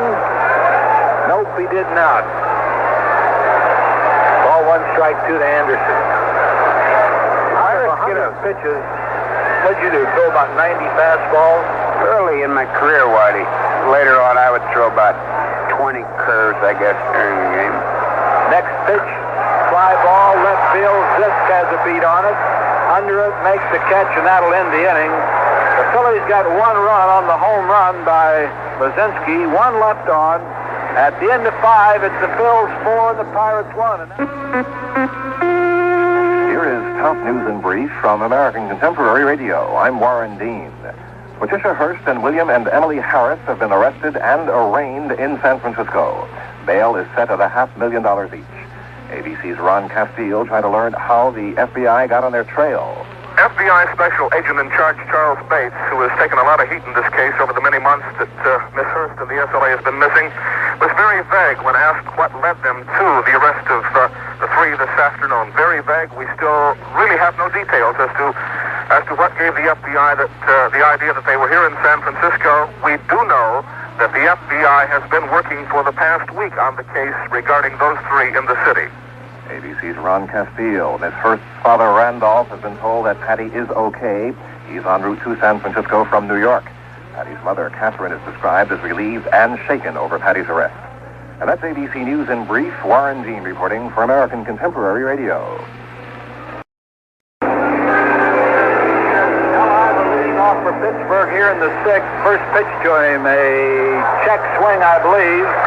Well, they're going to appeal it. Well, they call it a strike. Strike 1 on Oliver. Oliver is 0 for 2 tonight, hitting .283. The heart of the order, Oliver, Stargell, and Zisk. The next pitch is a curveball that misses. 1-1 to count to Oliver. Phil's leading 4-1 top of the 6th. Pitch, ground ball, base hit, right back through the middle. Now, you never seem to be able to hold that Oliver hitless. He's a good hitter, Whitey. He laid on that fastball right back through the middle for the 5th inning in a row. The Pirates have had their first batter on to lead off the inning. Here's Stargell. Stargell has struck out and walked. He's 0 for 1, batting .298. Carlton out of the stretch. Pitch on the way, misses outside, ball 1. Whitey, when I see Oliver hit, I think of Smokey Burgess. Smokey said his coach in high school told him to pull the fastball and hit the changeup the opposite field. He did it for 20 years. Next pitch to Stargell, a called strike. Yeah, Smokey Bucky was an unlikely-looking hitter, wasn't he? He had very tiny hands. Good hitter. Just barely get him around the bat. 1-1 pitch, low and outside to Stargell. Oliver's on first, nobody out. Bobby Morgan used to say, another hit for Smokey. He used to wear that middle out, too. He hit a lot of balls back through that middle. Carl's pitch is fouled off, almost in the booth. In the booth! Caught by our engineer. Nice catch, Joe. They usually duck up here, but our engineer, Joe, just snagged one. 2-2 the count to Stargell. Next pitch. Check swing, foul ball out of play.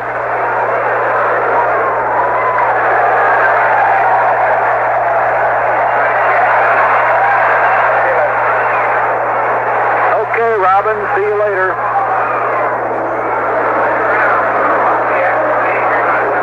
Oliver on first, nobody out. 2-2 to count to Stargell. Curveball, just missed. Oh boy, close, full count.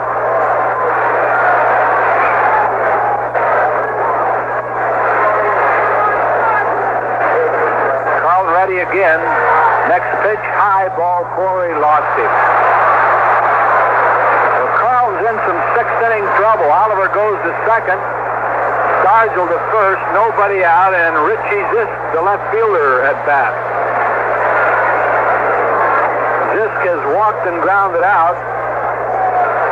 He's 0 for 1, batting .293. The Phillies lead it 4-1. We're in the top of the sixth, but the Pirates have their first two runners on here in the sixth. Infield hoping for a double play ball.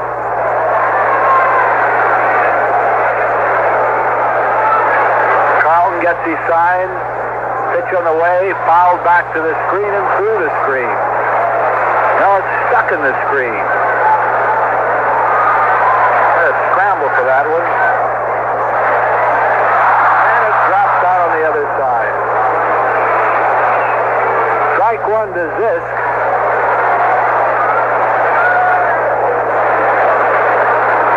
Have had some base runners, but Carlton has been tough in the pinch. Here's a swing and a miss on a good fastball. Strike two to Zisk. These Pirates just keep coming at you.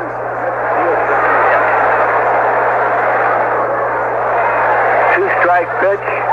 Strike three called, and Zisk doesn't like it.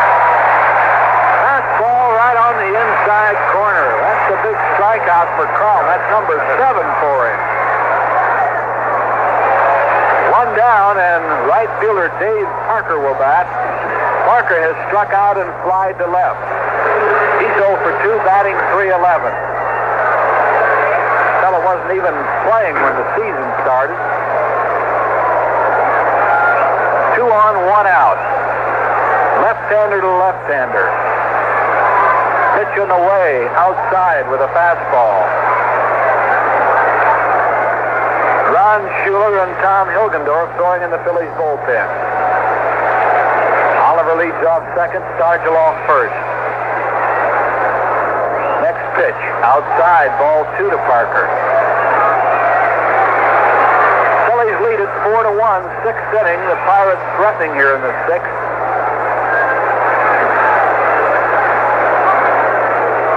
Falls behind Parker, 2-0. Pitch on the way. Ground ball towards Cash. He grabs it. Goes to first. The only play he had. He might have had a play on Stargell at second, but he didn't want to risk it. Got the sure out, and he got Parker at first base. The runners move up. Oliver to third. Stargell to second. 2 down, and the batter is third baseman Richie Hebner. Hebner has struck out and popped out. He's 0 for 2, batting .250. 2 on, 2 out. Carlton trying to get out of this sixth inning.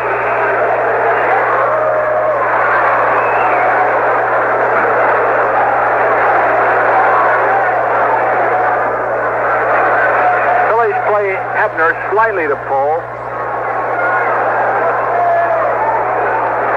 Right-hander to left-hander again. Carlton will pitch out of a windup. First pitch to Hebner. Fastball misses.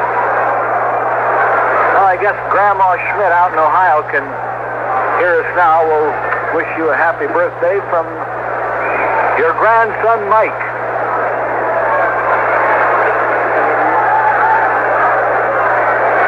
Carlton's next pitch, low and outside, ball 2. Carlton has struck out 7.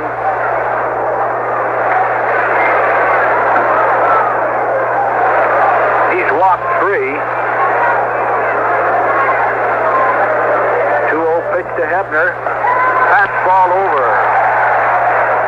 Outside part of the plate, ball 2 and a strike to Hebner. Oliver on third, Stargell on second. Carlton with a 2-1 pitch. High for the fastball, ball 3.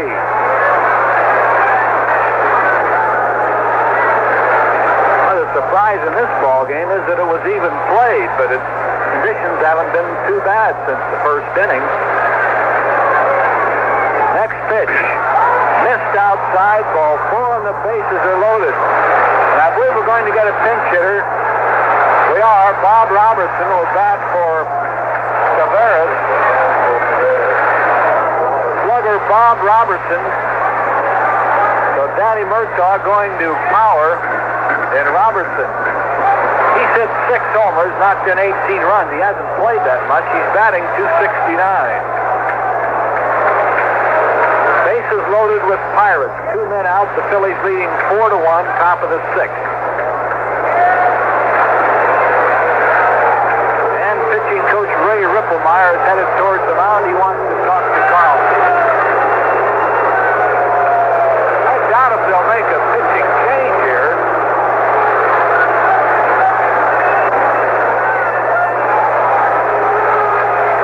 Robertson's a big, strong right-hand batter.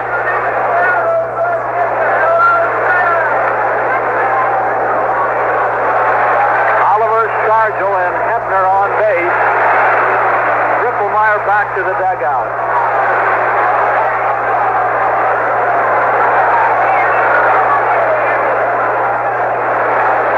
And Bob Robertson batting for shortstop Frank Tavares.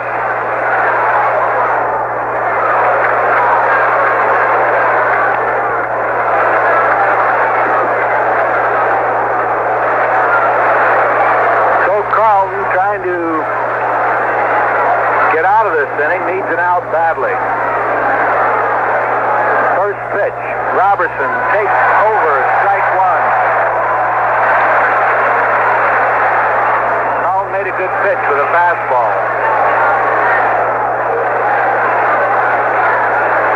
Steve ready again. Pitch on the way, swing and a miss, strike 2. He smoked him with that one.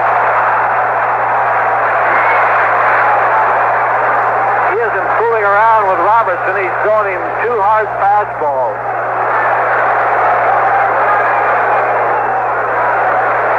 Robertson might get another one. We'll see. Next pitch on the way. Fastball misses outside. Ball 1, strike 2 to Robertson. Pirates have the bases loaded, 2 outs. Bills leading 4-1, 6th inning. 1-2 pitch. Robertson swings and misses. He struck him out. Strikeout number 8. No runs, 1 hit. The Pirates leave the bases loaded after 5.5 innings. It's the Bills 4 and the Pirates 1 and out.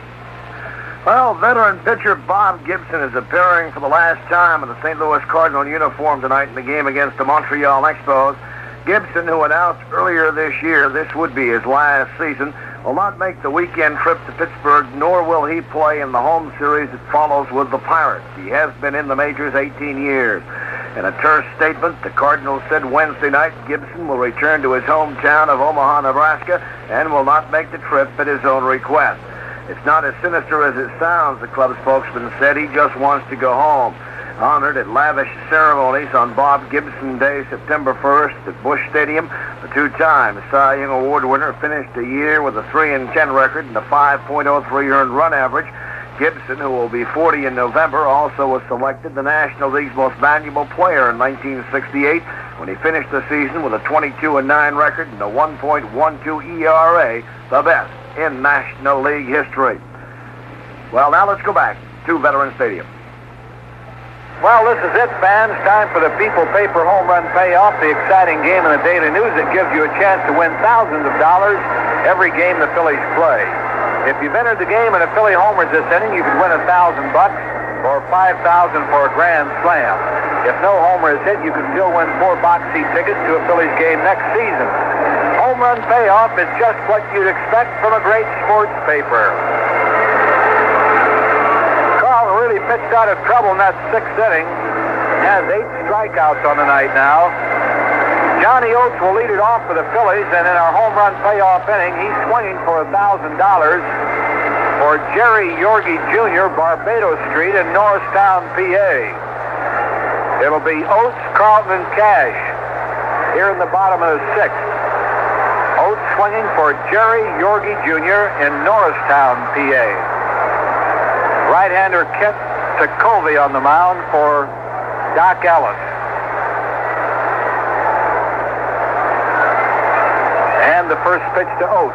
He takes outside, ball 1. Oates has a single and 2 times at bat.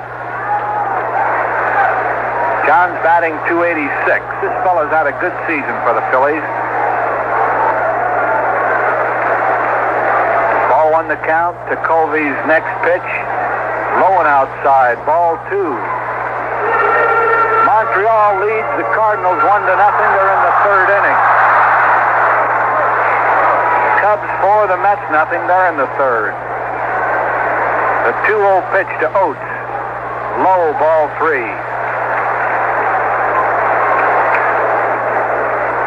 Phils lead 4-1, bottom of the 6th.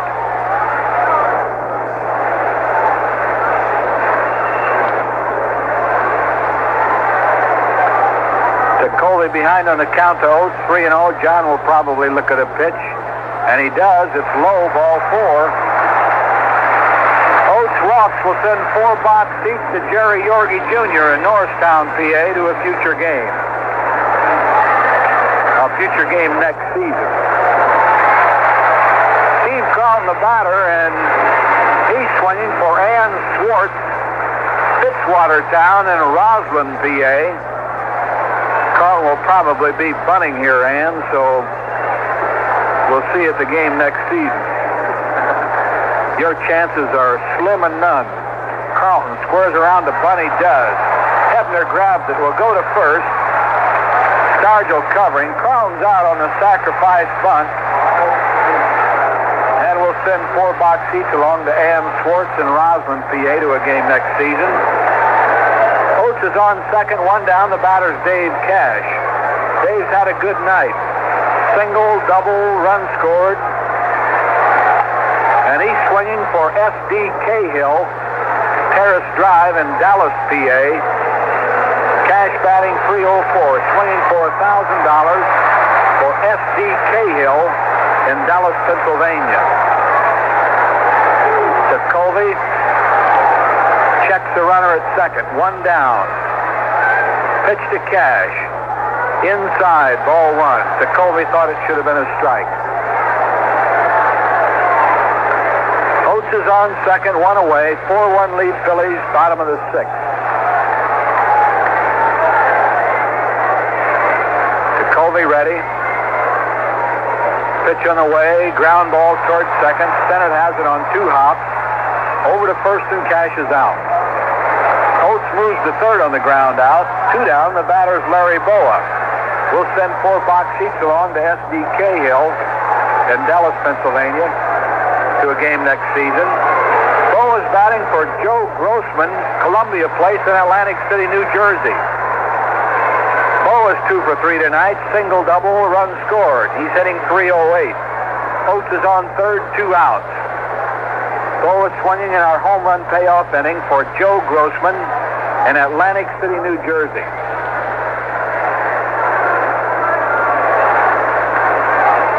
Tekulve will pitch out of the stretch. Bo is steps out, and time is called.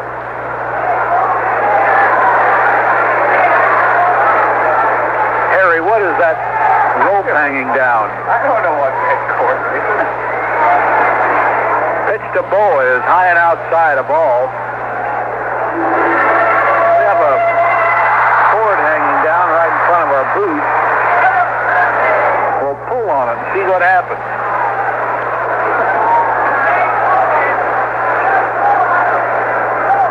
Nothing's happened. Pitch to Boa. Ground ball to Hebner, a one-hopper. He has it over to first, and Boa's out. And that'll end the inning. We'll send 4 box seats to Joe Grossman in Atlantic City to a game next season. For the Phillies, no runs, no hits, 1 left on. At the end of 6, it's the Phils 4 and the Pirates 1. Let's check other action in the National League now. After 5 1/2, the Reds have moved out in front of Atlanta. Carl Morton giving up the home run ball tonight. It's 3-2 Cincinnati. All 3 runs coming on silver homers by George Foster in the 4th, his 23rd. Danny Dreesen in the 4th, his 4th. And Tony Perez in the 5th, his 20th. Clay Kirby going for the Reds. Meanwhile, after 3 1/2, the Cubs are leading the Mets by a score of 4-1. Donnie Moore for Chicago. Hank Webb started for New York. Randy Tate in the 1st. After 3 1/2, Montreal leading the Cardinals 1-0. Steve Renko against Ron Reed. Mathematically, and we do use the term facetiously, the Cardinals and the Mets are still in the race. The magic number for the Pirates to eliminate St. Louis is 3. The magic number to eliminate the Mets is just 1. At the moment, the best the Mets can hope for is a tie. That's if Pittsburgh loses them all and the New York Mets win them all. After 4 1/2, 2-0. Cleveland over Detroit. Fans, for 38 years, Saam has been broadcasting baseball in this city, and they're going to honor By. Hope you can get out here. That's Sunday, September 28th, the last game of the season, and it's the Phillies and the Mets in a big pregame ceremony honoring one of Philadelphia's foremost citizens, Saam, and here he is for the 7th inning. All right, Richie, thank you. We're going to get a pinch hitter. Jacoby's coming out. And this will be Willie Randolph. They brought a couple of their AAA ball players up starting around September 1, and this fellow's a right-handed batter. And he is hitting 196, swings and misses. Oh, Carlton getting quite a few strikeouts. He has 8 of them already, and he got 1 of them with the bases loaded in the 6th inning. Steve has allowed 3 hits. Swings into motion. Pitch low. 1-1.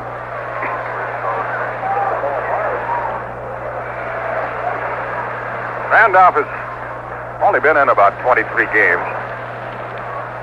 All right, a swing and a miss. 1-2. Pittsburgh got an early lead. They got a run in the 1st inning, but the Phils matched it. And the Phils picked up Singleton's. Here's strike 3 call. So, Randolph is out of there. 9 strikeouts for Carlton. We're coming around to the leadoff batter, Stennett. Stennett has 1 hit, a triple. That came in the 1st inning. And then he came on in to score. Now, the Phillies will move on to New York tomorrow. We play there a night game. And, boy, we're going to run into some tough pitching. We're going to see Seaver, Kuzman, and Matlock. And the Phils are going to throw Christensen in there, Simpson, and possibly Ruthven Sunday. Curveball. Stennett jumps off the ground, took a swing and missed. 1 strike. He's really been a hot hitter, though, this little Stennett. Curveball. He fouls it away. Strike 2. Well, it's been one of those nights. Slight drizzle, but the game has not been interrupted at all. And it's the final game, of course, between these two here at the Bet. Next Monday, Tuesday, and Wednesday, though, we'll be on radio and TV from Pittsburgh. All right, Stennett hit a high foul to right. That ball was nowhere near the strike zone.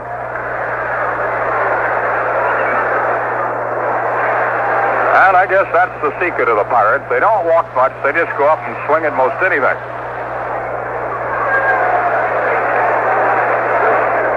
Carlton ready. The left-hander delivers. There's a curveball, and it's going to left field. A base hit. So Stennett is on.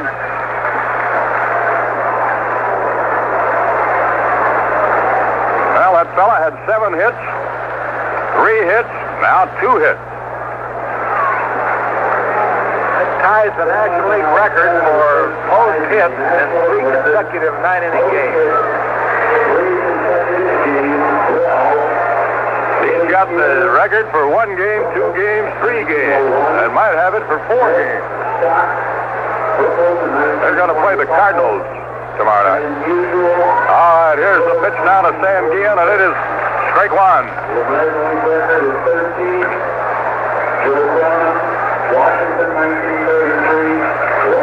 4-1, the Phillies lead it. We're in the top of the 7th. And Sam Guillen steps back, takes the ball. 1-1.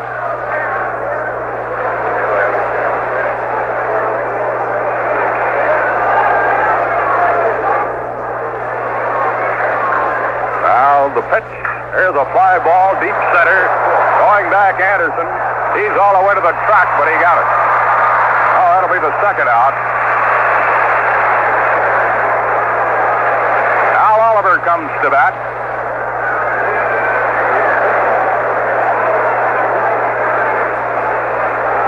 A lot of people are talking about Danny Murtaugh. It's in a complimentary way. A lot of people think he might retire, but who knows? Danny's come back 4 different times to run this club. He's a low-key fellow and a real quick wit and a fine manager. Oliver hits a fly to left. Lisinski ought to get it. He's there waiting. He's got it. So, no run.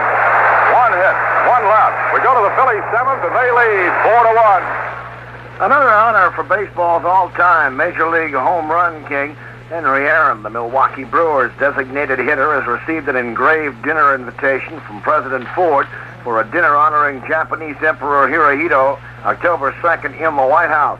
Hirohito has also extended a dinner invitation to Aaron and his wife to join the Emperor and his wife the following night at a dinner honoring Ford. Aaron also has been notified he is the recipient of the Spingarn Medal, awarded annually by the NAACP for the highest achievement of an American black. He will be given the award January 11th in New York. Well, the American League schedule says the Baltimore Orioles end their 75 season Sunday, September 28th. But even if the Orioles don't decisively win the Eastern Division crown, they may still have a chance for postseason play. The Orioles have 1 unplayed game with the Chicago White Sox, which was rained out in Baltimore August 21st. Should Baltimore finish a half game behind or ahead of the Boston Red Sox in the standings, that game would have to be played Monday, September 29th at Memorial Stadium to determine the final standings. If the outcome of the White Sox game deadlocked Boston and Baltimore in the final regular season standings, the Red Sox and the Orioles would meet in Baltimore Tuesday night, September 30th, for a 1-game playoff to decide the division championship. American League President Lee MacPhail named Memorial Stadium as the playoff site following a coin toss in his office. The situation could be rendered even murkier should Baltimore or Boston be forced to postpone a game before September 29th. In that case, according to American League officials, another solution would have to be formulated. Right now, let's pause for station identification. This is the American Forces Radio and Television Service. SCN Canal Zone.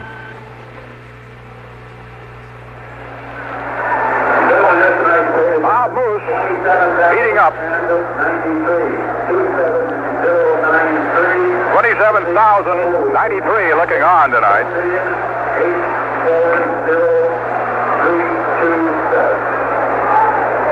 Well, after tonight, the Phillies will have 3 more dates with the Mets.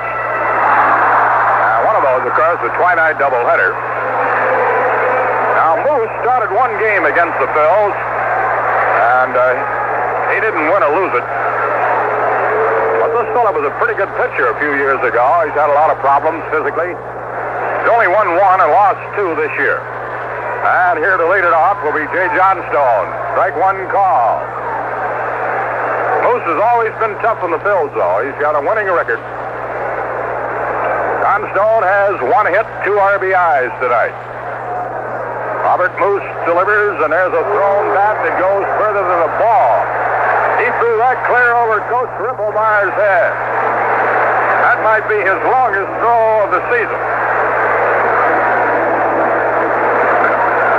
Jay will do that on the off-speed pitches that he's fooled on. He almost generally almost always looks for the fastball, and if he doesn't get it, he gets that bat way out in front, and he just lets it go. Good thing for the catcher and the umpire that he lets it go out in front rather than hangs on to it a little while longer. All right, they retrieved the bat. 4-1, Phillies lead it. Phil's got 4 runs in the first 5 innings. It'll be Johnstone, Blazinski, and Allen to bat. There's the ball hit right to Stennett. Boy, he hit a bullet shot there, but it's caught. And Jay is retired. 1 down. Jacoby went only 1 2/3 innings. And the Phillies got all of their runs off starter Doc Ellis. Here's Blazinski. He hit a booming home run in the 5th. Well, Greg has now hit it 11 straight games.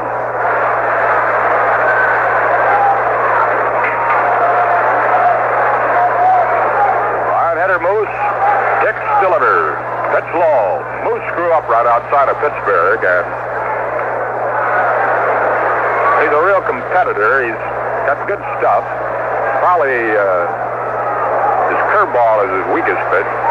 And a strike, 1-1.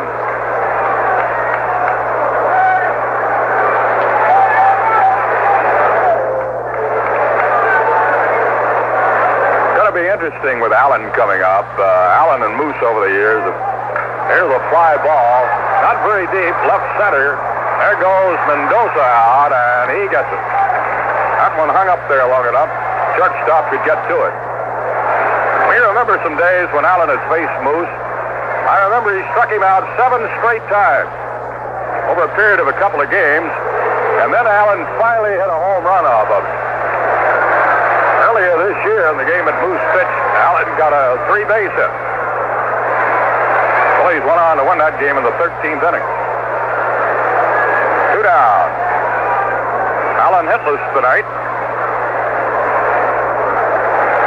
Next pitch, swing and a miss, strike 1.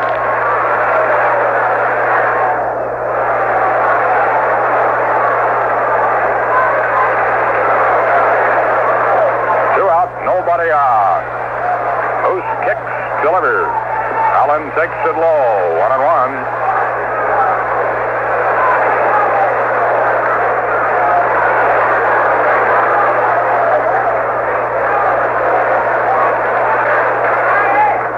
Is a little wet, there's no question about that. And low. 2-1. So Steve Carlton has gone all the way so far. And he's walked 5, struck out 9.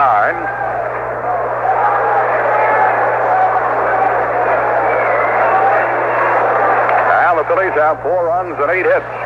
Pittsburgh, 1 run, 4 hits. Moose starts his motion. Allen cut, he missed, strike 2.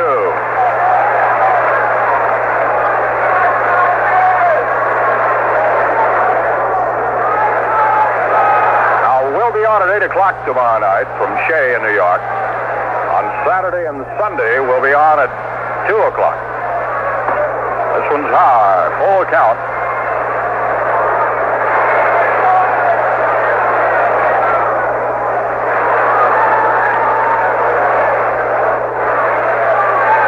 And Steve Blass were kind of a tragic story. They were a couple of fine pitchers for the Pirates. But all of a sudden, Blass is gone, and Moose is trying a comeback. Ground ball, it goes to deep short. Mendoza, man, what a long throw, but he got it there, and Allen is out. They play Allen very deep. No runs, no hits, nobody left. Score at the end of 7. Phillies 4, Buccos 1. Well, the Little Brown Jug Pacing Classic was postponed today because of rain in Delaware, Ohio. It has been rescheduled for Friday. Muhammad Ali conceded for the first time since his arrival in the Philippines that there's a chance he'll lose his September 30th heavyweight title bout with Joe Frazier. Ali told President Ferdinand Marcos today there is a possibility Frazier can win back the title. After all, Ali said, I did it. And pro football, already beset by the strike and the challenges in the courts, encounters a new problem on the legislative front this week. The House Commerce Subcommittee opens hearings on Monday on a bill to permanently ban NFL teams from blacking out the televising of home games, which are sold out in advance. The odds against NFL Commissioner Pete Rozelle preventing the legislation from sailing through Congress were monumental. Representative Torbett McDonald of Massachusetts said this law is the best bet in Congress to be enacted this year. After tonight, just 3 dates coming up. Friday the 26th, a twilight doubleheader. Fan Appreciation Day. That'll be on Saturday night, the 27th. And our final day game on the 28th. So try and make it. Hutton's going to take over for Allen at first. Jerry Martin will go to center. Mike Anderson will go to right. And Harry Callis will take over. All right, thank you, Bye. Tommy Hutton will bat at the number 3 spot. Jerry Martin at the number 5 spot. Leading off for the Buccos, 8th inning will be Willie Stargell. He has struck out and twice walked. He'll be followed by Richie Ziff. Carlson's pitch to Stargell, foul back up this way and just off to our right. 1 strike to count to Willie Stargell. Carlson has a lot of strikeouts and quite a few walks. 9 strikeouts, 5 walks. 1 strike pitch on the way. Curveball, a beauty for a strike call. 0-2 to count to Willie Stargell.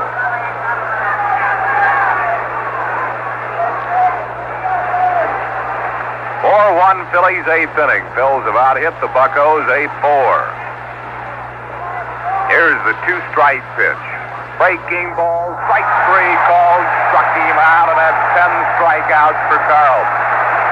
Carlson's second time this year to reach double figures. He's the only Philly pitcher to strike out 10 in a ball game, and he has done it twice. Here's Richie Ziff. The pitch to Ziff, swing and a miss at a good fastball. Ziska's walked, rounded into a fielder's choice, and was called out on strike. Carlson really has excellent stuff tonight. 1 strike pitch on the way. Curve grounded sharply. Knocked down by Schmidt. Picks it up. Long throw. Ziska's out of there. 2 down. We'll bring up Dave Parker. Parker has struck out, flied out, and grounded out.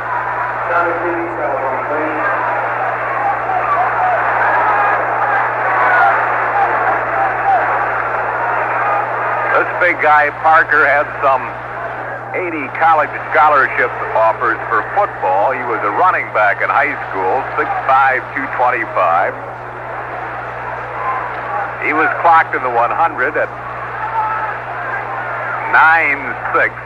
Smashes a line drive to left, and Luzinski makes the catch. Well hit, but at Luzinski. And the Pirates down in order of the 8th. No runs, hit their errors, and none left. The end of 7.5, the score. Phil's 4, Buccos 1. The U.S. and British Ryder Cup teams had final practice rounds rained out Thursday before the matches starting Friday at Ligonier, Pennsylvania.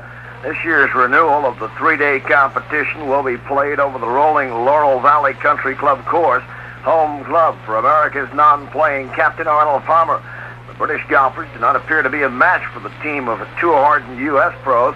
On the team are Jack Nicklaus, Johnny Miller, Lee Trevino, Hale Irwin, Al Geiberger, Tom Weisskopf, Gene Littler, Bob Murphy, J.C. Sneed, Ray Floyd, Lou Graham, and Billy Casper. On the British team were John O'Leary, Eamon Darcy, Christy O'Connor, Tony Jacklin, Peter Oosterhouse, Brian Barnes, Maurice Bembridge, Bernard Gallisher, Brian Huggett, Tommy Horton, Norman Wood, and Guy Hunt. Britain has not won since 1957 and has won only 3 of the 20 matches. It managed a 16-16 tie in non-playing captain Bernard Hunt's last appearance in '69. Bottom half of the 8th inning, Mike Schmidt will lead off for the Phils. Schmidt is homered, walked, grounded into a fielder's choice. Leads the majors in home runs, 37. His nearest competitor, Dave Kingman, who has 34. John Mayberry and Greg Luzinski each with 33. Schmidt, then Mike Anderson and John Oates. Bob Moose working in his second inning in relief of Kent DeCulvey, who was taken out for a pinch hitter.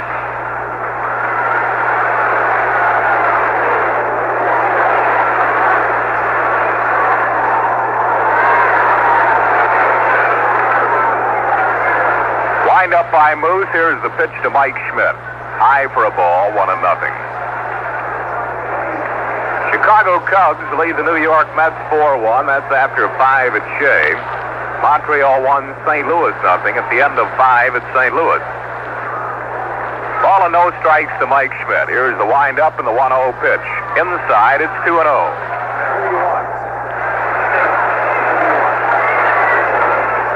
2-0 to Schmidt, leading off the Phillies 8th.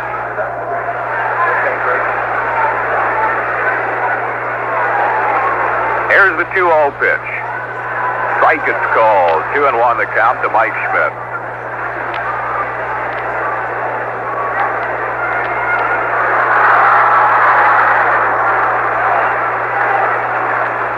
Moose looks in for the sign. Here's the 2-1 to Schmitty. Swing a high ground ball. It's foul down the third base side. 2-2.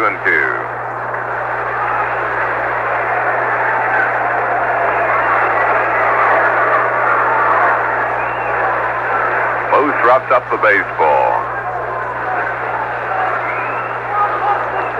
Doc Ellis started this game. Kent DeCulvey in the 5th. Moose coming in the 7th.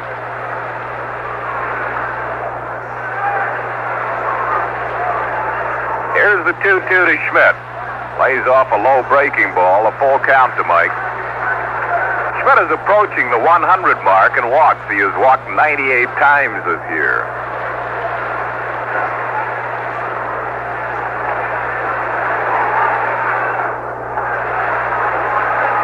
3-2 pitch on the way. Popped foul into the upper deck. Count stays 3-2 to Mike Schmidt.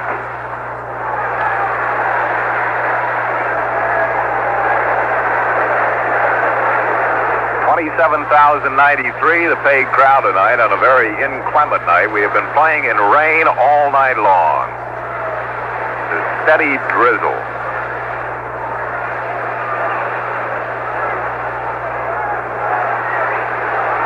3-2 pitch. Swinging another foul out of play. Schmidt hangs in there. The count stays 3-2.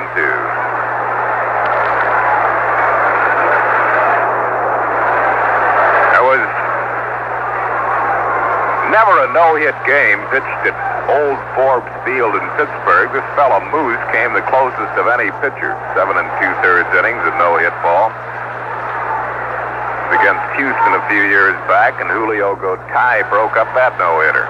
Pitch to Schmidt. He towers a fly ball to center field. Easy play for Al Oliver, who drifts in. He waits, puts it away. Schmidt is out on a sky-high fly ball to center, 1 down. That'll bring on Mike Anderson. Anderson has flied to right, grounded into a fielder's choice, and flied to left.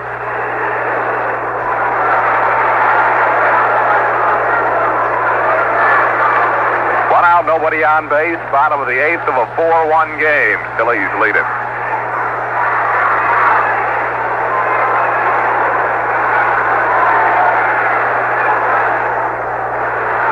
Here's the pitch to Anderson. He lays off a low breaking ball.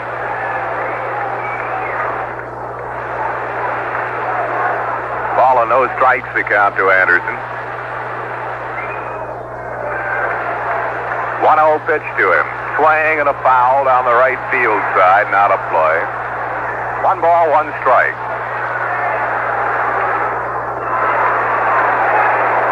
Broadcast tomorrow night will be 8 o'clock. Larry Christensen against Tom Seaver. Play the Mets again on Saturday afternoon and Sunday afternoon. The Pirates next Monday, Tuesday, and Wednesday. 1-1 pitch. Swing and a miss. Good fastball. Ball and 2 strikes to count to Mike Anderson.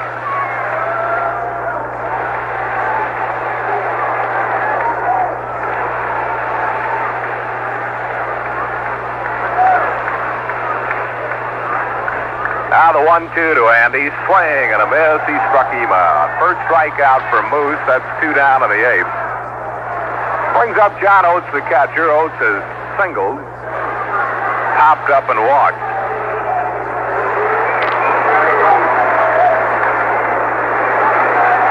Cincinnati leads Atlanta 3-2. They're at the end of 7. All of Cincinnati's runs coming on solo homers by George Foster, Dan Dreesen, and Tony Perez.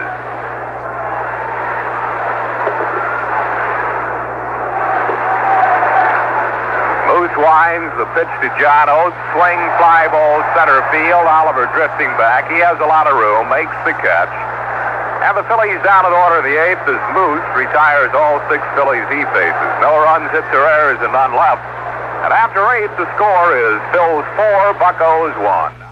Jackie Wallace, the starting right cornerback for the Minnesota Vikings in last January's Super Bowl, was claimed by the Baltimore Colts. His coaches put final touches on their 43-man NFL regular season rosters.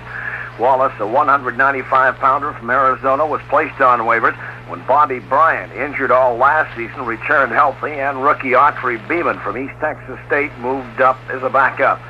Denver waived cornerback Benny Johnson, and Green Bay signed punter Steve Broussard. Kansas City picked up tight end Walter White on waivers from Pittsburgh and dropped wide receiver Andy Hamilton. Los Angeles signed punter Dwayne Carell, who was with Dallas last season, and dropped punter Jim McCann. Miami recalled wide receiver Morris Owens from waivers and cut veteran cornerback Lloyd Mumford. The New York Jets put veteran middle linebacker Al Atkinson on injured reserve for the season, and New England dropped wide receiver Steve Schubert, linebacker Bob Geddes, and defensive end Dave Tipton. Last chance for the Pirates as we go back to Veterans Stadium. Well, we move to the 9th inning. Rich Hebner will lead off to be followed by Art Howe. He'll bat for Mario Mendoza. And then also a pinch hitter for the pitcher Bob Moose. Phillies leading at 4-1. Have out-hit the Buccos 8-4. Carlton has struck out 10. He has walked 5.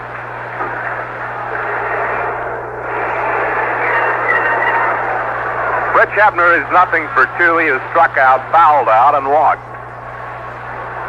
Carlton looking for his 13th complete game of the year and his 14th win. Here's the pitch on the way. A little bit low for a ball. Rusty Staub has just hit a home run for the New York Mets. The 5th with 1 on, his 16th of the year. Cubs still lead that one 4-3. The Mets are still batting in the 5th. Here's a foul back out of play by Hebner. Ball and a strike to Rich Hebner.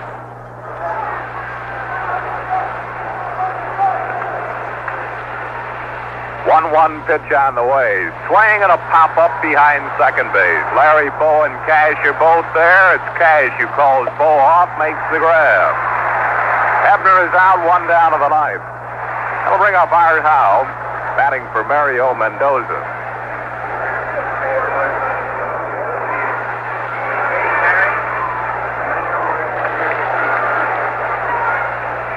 Art Howe, a right-hand hitter. Now batting 174. Bill Robinson moves into the on-deck circle. He will hit. Or the pitcher Bob Moose. The pitch to Howe is slider. Is low and inside. 1 ball, no strikes to Art Howe.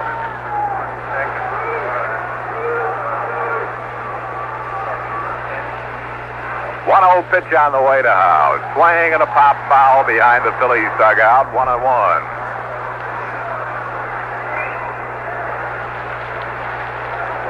Been a steady drizzle all night long, but this ball game has not been delayed at all, not even in the start.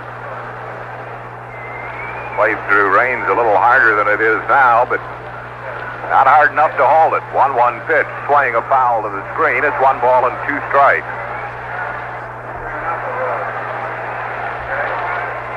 One out, no base runners, 9th inning. Carlton looking for win number 14.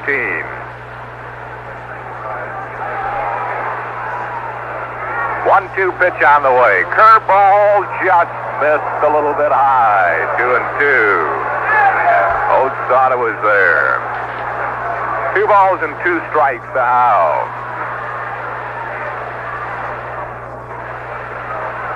Here's the 2-2 pitch. Another curve, swing and a miss. He struck him out. Strikeout number 11 for Carlton. Bring on Bill Robinson. Robinson batting. the pitcher, Bob Moose.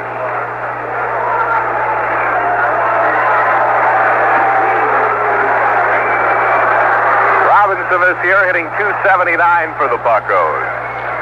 Here's Carlton's pitch to him. Fastball grounded sharply but fouled on the third base side. Robinson breaks his bat. He'll go back to the dugout and get a different one. Carlton has recorded a season high for strikeouts, 11. Of course, he is in the record book. His career high, 19, while pitching for the St. Louis Cardinals. One strike to count to Robinson with 2 out.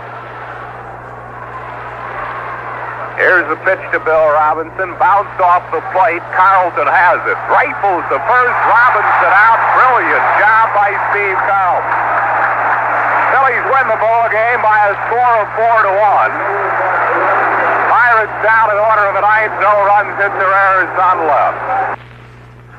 And the victory by Philadelphia means now that Pittsburgh is 6 games in front of the Phillies, and that with 10 games to play.